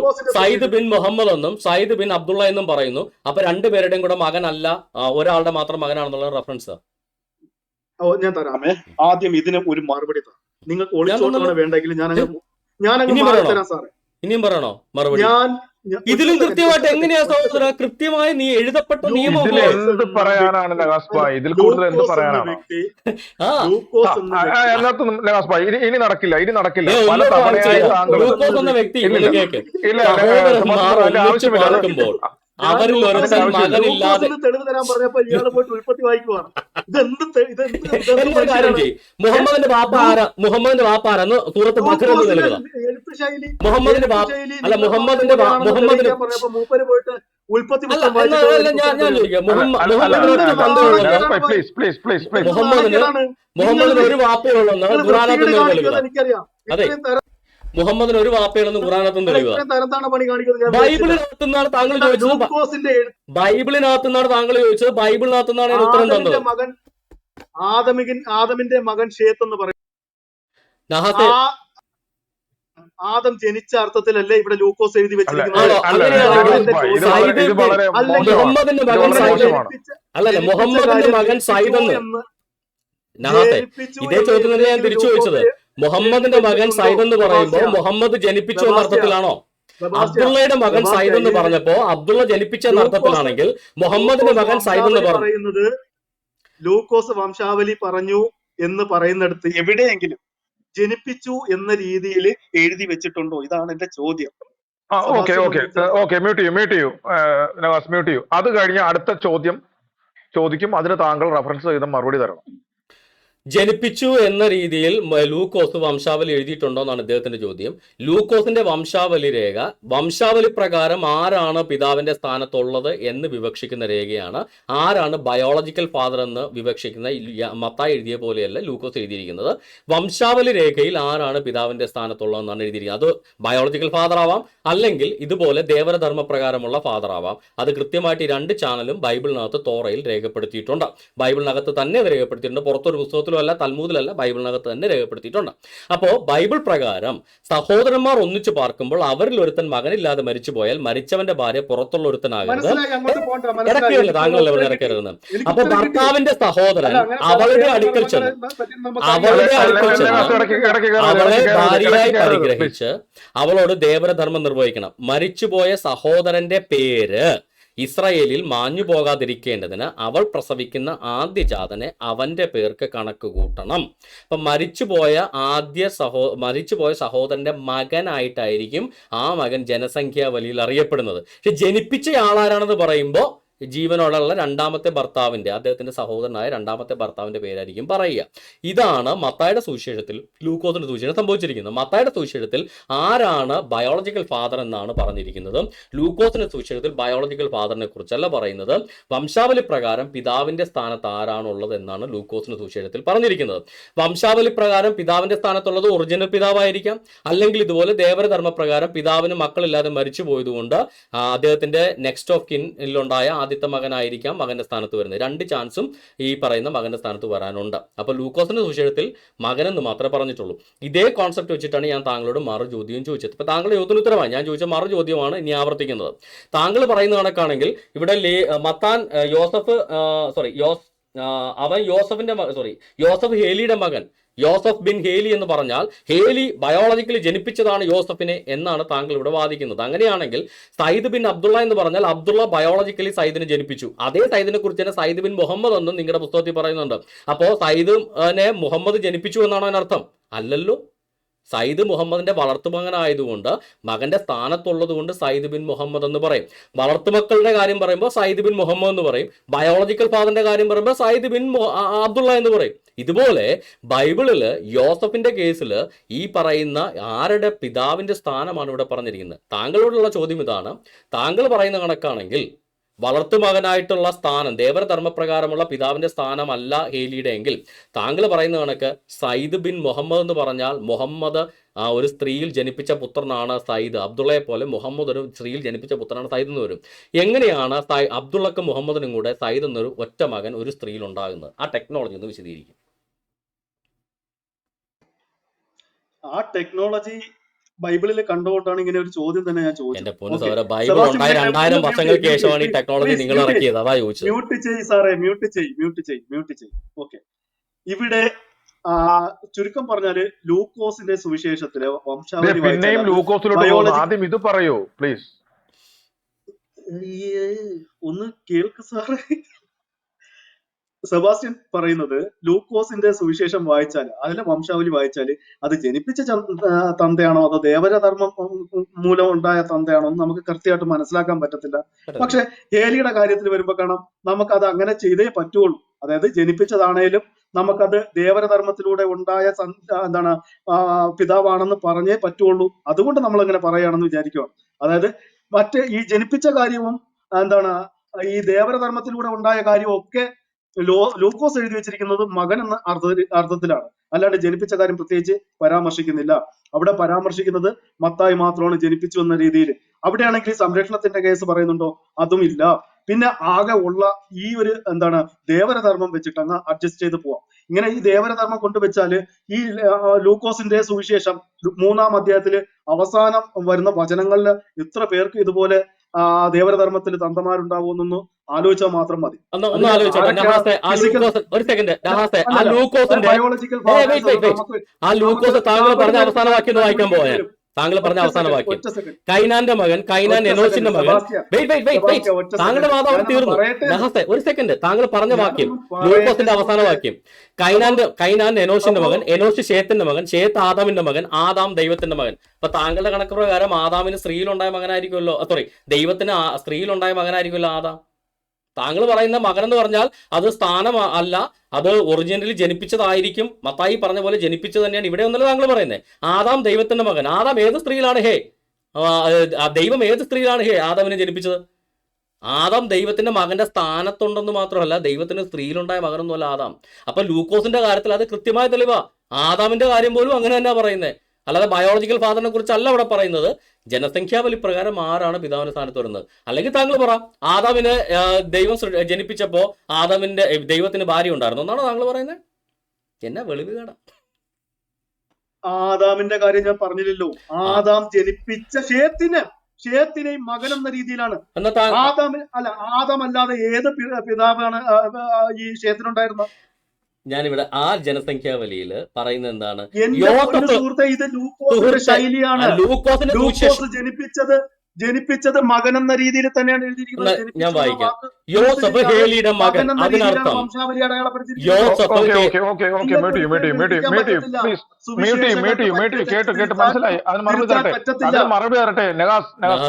താങ്കൾ പറഞ്ഞു പഴയ നിയമത്തിൽ പോകണ്ട, ഇവിടെ തന്നെ എന്ന് പറയാം. അതായത് താങ്കൾ ഇവിടെ പറയുന്ന യോസഫ് ഹേലിയുടെ മകൻ എന്ന് ലൂക്കോസിന് സുവിശേഷം 23-ാം അധ്യായം 23-ാം വാക്യത്തിൽ പറയുന്നു. 24-ാം വാക്യത്തിൽ പറയുന്നു യോസഫ് ഹേലിയുടെ മകൻ. താങ്കൾ വാദിക്കുന്നത് അത് സ്ഥാനപ്രകാരമുള്ള മകനല്ല, അത് ആക്ച്വൽ ബയോളജിക്കൽ സണ്ണാണ്, ശരിയല്ലേ? ബയോളജിക്കൽ സൺ എന്ന രീതിയിൽ അല്ലെങ്കിൽ ബയോളജിക്കൽ ഫാദർ എന്ന രീതിയിൽ രണ്ട് വ്യക്തികളെ രണ്ട് സുവിശേഷകരെ എഴുതി വെച്ചിരിക്കുന്നു. ഇതിൽ ഏതാണ്? അല്ല, ഇത് ബയോളജിക്കൽ ഫാദർ എന്ന രീതിയിലാണെന്നാണ് താങ്കൾ പറയുന്നത്. ആണോ അല്ലയോ? പക്ഷെ ഇത് ബയോളജിക്കൽ. യോസഫ് ഹേലിയുടെ മകൻ എന്ന് ഇവിടെ ലൂക്കോസിന്റെ സുവിശേഷത്തിൽ ജനസംഖ്യാവലി പറയുന്നത് ബയോളജിക്കൽ, അതായത് ഹേലിക്ക് ഒരു സ്ത്രീയിലുണ്ടായ മകനാണ് യോസഫ് എന്നാണ് താങ്കൾ അർത്ഥമാക്കുന്നത്, ശരിയല്ലേ? അതെ. ഓക്കെ, അങ്ങനെയാണെങ്കിൽ ആ ജനസംഖ്യാവലി പുറകോട്ട് പോയിട്ട് താങ്കൾ ലാസ്റ്റ് വാക്യം ഒന്ന് വായിച്ചേ. കൈനാൻ എനോഷിന്റെ മകൻ, എനോഷ് ഷേത്തിന്റെ മകൻ, ഷേത്ത് ആദാമിന്റെ മകൻ, ആദാം ദൈവത്തിന്റെ മകൻ. അപ്പൊ താങ്കളുടെ വിവരക്കേട് അനുസരിച്ചിട്ടാണെങ്കിൽ ആ ദൈവത്തിന് ഏതോ സ്ത്രീയിലുണ്ടായ മകനാണ് ആദാം എന്ന് വരുമല്ലോ താങ്കൾ പറയുന്ന കണക്കാണെങ്കിൽ. വിവരക്കേട് പറയുന്നവർക്ക് അതിരുണ്ട് നഹാസെ. വിവരക്കേട് നിങ്ങൾ ആ വിഷയത്തിൽ സെബാസ്റ്റ്യൻ ബ്രദറെ ഇനി ഈ വിഷയത്തിൽ ഇദ്ദേഹത്തോട് സംസാരിക്കേണ്ട കാര്യമില്ല. ഇദ്ദേഹത്തോട് ചോദിച്ച ചോദ്യത്തിന് മറുപടി താങ്കളോട് ചോദിച്ച കുറെ നേരമായി ചോദിക്കുന്നു, അതിന് മറുപടി ഉണ്ടോ? ഇല്ലെങ്കിൽ പരാജയം സംഭവിച്ച് ഇറങ്ങി പോവുക പ്ലീസ്. യാക്കോബാണ് ജോസഫിനെ ജനിപ്പിച്ചതെന്ന് എഴുതിയിരിക്കുന്നത്. ഓക്കെ, ലൂക്കോസ് വരുമ്പോൾ അതാണ് എന്താണ് ഹേലിയുടെ മകനാണ് യോസഫ് എന്ന് പറയുന്നു. ഓക്കെ, ഇനി സംരക്ഷണം അത് സ്ഥാനപ്രകാരമുള്ള മകനാണ്. അല്ലെങ്കിൽ താങ്കൾ സംശയം ഉണ്ടെങ്കിൽ അദ്ദേഹത്തിന്റെ അവസാന വാക്യം എന്ന് വായിച്ചേ. ആദാം ദൈവത്തിന്റെ മകൻ. ആ ജനസംഖ്യയുടെ തുടക്കം അവസാനഭാഗം നിങ്ങൾക്ക് അനുകൂലമായിട്ടുള്ളതാണ്. അവസാനത്തെ വചനത്തിൽ തന്നെ ആദം ഷേത്തിനെ ജനിപ്പിച്ചു എന്ന് എന്താണ്? ആദം ആദമിന്റെ മകനാണ് ഷേത്ത് എന്ന് ഇതിൽ എഴുതിയിട്ടുണ്ട്. ആദം ജനിപ്പിച്ച മകനാണോ ഷേത്ത് എന്നാണ് എന്റെ ചോദ്യം. ജനിപ്പിച്ച മകനാകാം, എന്താ പറയുക, ദേവരധർമ്മത്തിലോ സ്ഥാനപ്രകാരമുള്ളോ ജനസംഖ്യാ വലിപ്രകാരമുള്ള മകനാകാം. അത് പഴയ നിയമ ചരിത്രം എടുത്ത് നോക്കണം. ആദം ജനിപ്പിച്ച മകനാണോ ജനസംഖ്യാ വലിപ്രകാരമുള്ള മകനാണോ എന്ന്. മനസ്സിലായോ? അല്ലാതെ ഈ വാക്യം കൊണ്ട് ആദമല്ലാതെ വേറൊരു പിതാവ് ഉണ്ടായിരുന്നു എന്നാണോ പറയുന്നത്? എന്റെ പൊന്ന് സഹോദര, ആ പദത്തിന് അങ്ങനെ അർത്ഥമില്ലെന്ന് പറഞ്ഞുള്ളൂ. മനസ്സിലായോ? ആ എന്റെ സുഹൃത്തെ, ഇത് ലൂക്കോസിന്റെ ശൈലിയാണ്. ജനിപ്പിച്ചു എന്നൊരു വാക്ക് യൂസ് ചെയ്യുന്നില്ല. അല്ല, താങ്കൾ പറയുന്നത് ഇന്നാൾ ഇന്നാളുടെ മകൻ എന്ന് പറഞ്ഞാൽ, നഹാസെ, ലൂക്കോസ് ഇന്നാൾ ഇന്നാളുടെ മകൻ എന്ന് പറഞ്ഞാൽ ബയോളജിക്കൽ ഫാദർ ആണെന്നാണോ താങ്കൾ അർത്ഥമാക്കുന്നത്? ആദം ഷേത്തിനെ ജനിപ്പിച്ചു രീതിയിലാണ്. ആദം ഷേത്തിനെ ജനിപ്പിച്ചു എന്ന് ലൂക്കോസ് പറഞ്ഞിട്ടില്ല സഹോദര. ലൂക്കോസ് പറയുന്നത് ആരുടെ പിതാവിന്റെ സ്ഥാനത്തുണ്ടെന്നാണ്. ആദമിന്റെ പിതാവിന്റെ സ്ഥാനത്ത് ദൈവമാണ്. അത് ജനിപ്പിച്ച മകനായതുകൊണ്ടല്ല, സ്ഥാനപ്രകാരമുള്ളവൻ. അപ്പൊ ലൂക്കോസിന്റെ സുവിശേഷത്തിലെ ജനസംഖ്യാബലി ദൈവത്തിന്റെ കാര്യം മാത്രമല്ലല്ലോ, ഇവിടെ യോസഫിന്റെ കാര്യമുണ്ട്, ദൈവത്തിന്റെ കാര്യമുണ്ട്. ആദമും ഷേത്തും തമ്മിലുള്ള ബന്ധം എന്താണ്? ആദം ജനിപ്പിച്ച പുത്രൻ തന്നെയാണോ? എന്താണ് കേട്ടെ, സയ്യിദ് ബിൻ അബ്ദുള്ള എന്ന് പറഞ്ഞാൽ സയ്യിദും അബ്ദുള്ള നമ്മളുടെ ബന്ധം എന്താണ്? ആദമിന്റെ ബയോളജിക്കൽ സൺ ആണോ ഷേത്ത്? അത് പറ ആദ്യം. ആദമിന്റെ ബയോളജിക്കൽ സൺ ആണ് ഷേത്ത്. അതിനകത്ത് തർക്കമൊന്നുമില്ല. ലൂക്കോസ് അതിന് എന്താണ് പറഞ്ഞിരിക്കുന്നത്? ഷേത്ത് ആദാമിന്റെ മകൻ തന്നെയാണല്ലോ. ബയോളജിക്കൽ സണ്ണിനെയാണ് മകൻ എന്ന് പറയുന്നത്. ബയോളജിക്കൽ സണ്ണിനെ മാത്രമല്ല പറയുന്നത്, മകനെന്ന് മാത്രം അവിടെ നിൽക്കട്ടെ. ഇവിടെ പറയുന്നത് ആ ഉടായ്പ അവിടെ നേരത്തെ നഹാസെ. അങ്ങനെയാണെങ്കിൽ സയ്യിദ് ബിൻ അബ്ദുള്ള എന്ന് പറഞ്ഞാൽ അബ്ദുള്ള സയ്യിദിന്റെ ബയോളജിക്കൽ ഫാദർ ആണ്. അങ്ങോട്ട്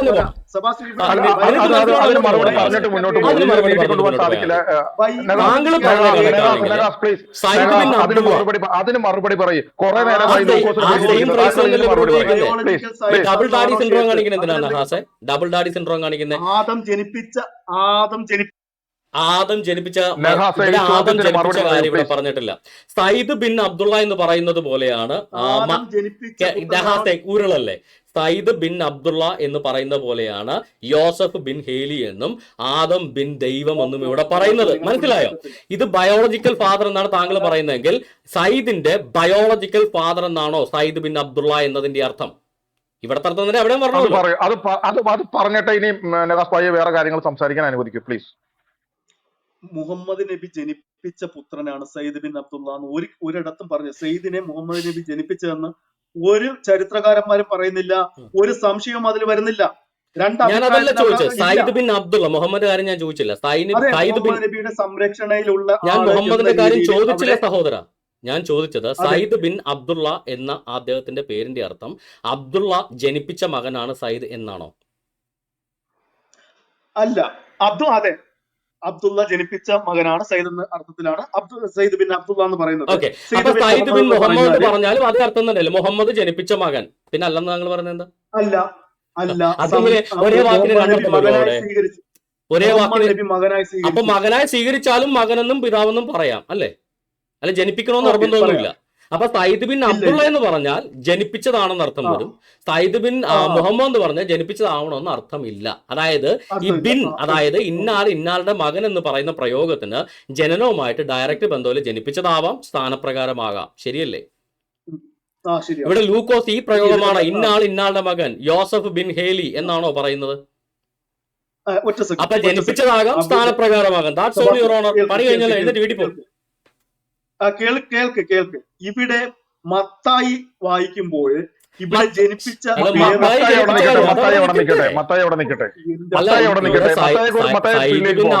വായിക്കുമ്പോ ജനിപ്പിച്ച കാര്യമാണല്ലോ. സെബാസ്റ്റ്യന് നിങ്ങളെ കൊണ്ട് നടക്കത്തില്ല കേട്ടോ. അത് മനസ്സിലായി. ഇറങ്ങി പോക്കാം. അതാ നല്ലത്. അല്ല, പരാതി പറഞ്ഞുകൊണ്ട് വന്നിട്ട് കാര്യമില്ല. കാരണം താങ്കൾ വന്ന സമയം തൊട്ട് താങ്കളോട് ചോദിക്കുന്ന ചോദ്യങ്ങൾക്കൊന്നിനും താങ്കൾക്ക് ഉത്തരവില്ല. സ്കിപ്പ് ചെയ്ത് പോകുന്നു. താങ്കളോട് തിരിച്ചു ചോദിക്കുന്ന ഒരു മറുപടിയും ഇല്ല താങ്കൾക്ക്. വെറുതെ സമയം കളയരുത്. പലരും മെസ്സേജ് അയച്ചു തുടങ്ങി. അല്ല, ഇതിനകത്ത് നഹാസിന്റെ ഇരട്ടത്താപ്പ്. നഹാസെ, താങ്കളിവിടെ കാണിച്ച ഇരട്ടത്താപ്പ് മനസ്സിലായോ? അതായത് മത്തായിയുടെ സുവിശേഷത്തിൽ എഴുതിയിരിക്കുന്നത് ആരെ ജനിപ്പിച്ചു, ഡിഫറന്റ് ഫ്രൈസ് ആണ് യൂസ് ചെയ്യുന്നത്. ലൂക്കോസിന്റെ സുവിശേഷത്തിൽ ആരുടെ മകൻ, ഇന്നാളുടെ ബിൻ, അതായത് യോസഫ് ബിൻ ഹേലി എന്നാണ് പറയിച്ചിരിക്കുന്നത്. മത്തായിയുടെ സുവിശേഷത്തിൽ അങ്ങനത്തെ ഒരു പ്രയോഗമില്ല. ഇന്നാളെ ജനിപ്പിച്ചു എന്നാണ്. ഇത് രണ്ട് പ്രയോഗമായിട്ട് താങ്കൾ ഇത് ഒന്നായി പ്രയോഗമായിട്ട് എടുക്കണമെന്ന് വാശി പിടിക്കുന്നു. എന്നാൽ നിങ്ങളുടെ പുസ്തകത്തിനകത്തുള്ളത് ഒരേ പ്രയോഗമാണ്. സയ്യിദ് ബിൻ മുഹമ്മദ്, സയ്യിദ് ബിൻ അബ്ദുള്ള, അത് ഒരേ പ്രയോഗമാണെങ്കിൽ രണ്ടർത്ഥമാവും. ഇത് രണ്ടും രണ്ട് പ്രയോഗമാണെങ്കിൽ ഒരർത്ഥമായിട്ട് എടുക്കാൻ പാടുള്ളൂ എന്ന് പറയുന്നത് എന്ത് ഡബിൾ ഡാഡി പരിപാടിയാണ് എൻ്റെ പൊന്നു നഹാസെ? നിർത്തിക്കൂടെ ഇതൊക്കെ? ഡബിൾ ഡാഡി പരിപാടി കാണിക്കുന്ന സെബാസ്റ്റ്യനാ. ഞാൻ ചോദിച്ചല്ലോ, ലൂക്കോസ് ജനിപ്പിച്ചു എന്ന് വിശേഷിപ്പിക്കുന്ന ഏതെങ്കിലും എന്ത് പറയാം? അതായത് മത്തായിയുടെ സുവിശേഷത്തിൽ ഇന്നാളെ ജനിപ്പിച്ചു, ബയോളജിക്കലി ബിഗറ്റ് ചെയ്തു എന്നാണ് പറയുന്നത്. പുള്ളി പോയതായിരിക്കും. ബയോളജിക്കലി ബിഗറ്റ് ചെയ്തു എന്നാണ് പറയുന്നത്. അത് മത്തായിയുടെ സുവിശേഷത്തിൽ. ലൂക്കോസ് സുവിശേഷത്തിൽ അങ്ങനത്തെ ഒരു പ്രയോഗമല്ല. യോസഫ് ബിൻ ഹേലി, ആദാം ബിൻ ഗോഡ്.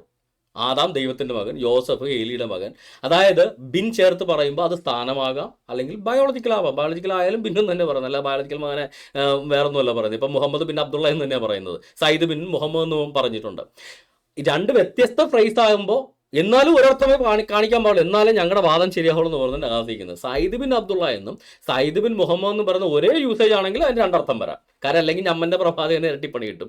അതുകൊണ്ട് സയ്യിദ് ബിൻ അബ്ദുള്ള എന്ന് പറഞ്ഞാൽ അവിടെ ജനിപ്പിച്ച മകനാവും, സയ്യിദ് ബിൻ മുഹമ്മദ് എന്ന് പറഞ്ഞാൽ അവിടെ ദത്തുപുത്രനാവും. അവിടെ ഒരേ സ്റ്റേറ്റ്മെന്റിന് രണ്ടർത്ഥം ഇവർക്ക് പ്രയോഗിക്കാം. പക്ഷെ മത്തായിയുടെ സുവിശേഷത്തിൽ ജനിപ്പിച്ചു എന്ന് പറയുന്നതും ഇവിടെ ലൂക്കോസിന്റെ വിഷയത്തിൽ ഇന്നാളുടെ മകൻ എന്ന് പറയുന്നതും രണ്ട് വ്യത്യസ്ത യൂസേജ് ആയാൽ പോലും ഒരുപോലെ കണ്ടോണം. ഇതുപോലെ ഇരട്ടത്താപ്പുള്ള ഒരു ജന്മത്തിൽ എൻ്റെ പൊന്ന് ക്രിസ്ത്യൻ സുഹൃത്തുക്കളെ, മുസ്ലിങ്ങൾ ഇതുപോലെ ഉഡായ്പകളുമായിട്ട് വരും. മത്തായിയുടെ സുവിശേഷം നിങ്ങൾ എടുത്ത് തുടക്കം മുതൽ വായിച്ചോ. ആദാം ആരെ ജനിപ്പിച്ചു? അങ്ങേര് ആരെ ജനിപ്പിച്ചു? ആദാം ഷേത്തിനെ ജനിപ്പിച്ചു, ഷേത്ത് എനോഷിനെ ജനിപ്പിച്ചു. ഇങ്ങനെ തലമുറ ആരെ ജനിപ്പിച്ചു, ബിഗറ്റ് ചെയ്തു. ബയോളജിക്കലായിട്ട് ആരാണ്? ഫാദർ.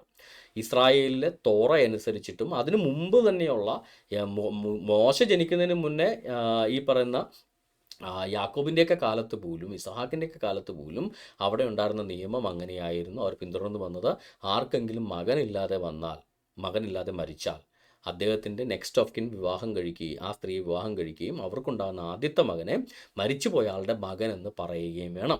അപ്പോൾ ഹേലി എന്ന് പറയുന്നയാൾ മരിച്ചു പോയതിനു ശേഷമാണ് യാക്കോബ് എന്ന് പറയുന്നയാൾ യോസഫിൻ്റെ അമ്മയെ വിവാഹം കഴിക്കുന്നത്. അപ്പോൾ ഹേലിയുടെ മകനെന്നാണ് യോസഫ് അറിയപ്പെടുന്നത്. പക്ഷേ ആ യോസഫിനെ ജനിപ്പിച്ചത് ഈ പറയുന്ന യാക്കോബാണ്. അതാണ് രണ്ടിടത്തും വരാനുള്ള കാര്യം.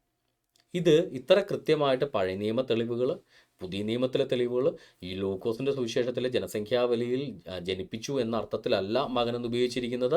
ജനിപ്പിച്ചതാവാം, സ്ഥാനവുമാകാം, കോമൺ ആയിട്ടാണ് ഉപയോഗിച്ചിരിക്കുന്നത് എന്നുള്ള തെളിവ് അവിടെ തന്നെ. ആദാം ദൈവത്തിൻ്റെ മകനെന്ന് പറയുമ്പോൾ അവിടെ കഴിഞ്ഞു. ആദാമിനെ ദൈവം ജനിപ്പിച്ചതല്ല, ആദാമിന് ദൈവത്തിൻ്റെ മകൻ്റെ സ്ഥാനം മാത്രമാണുള്ളത്.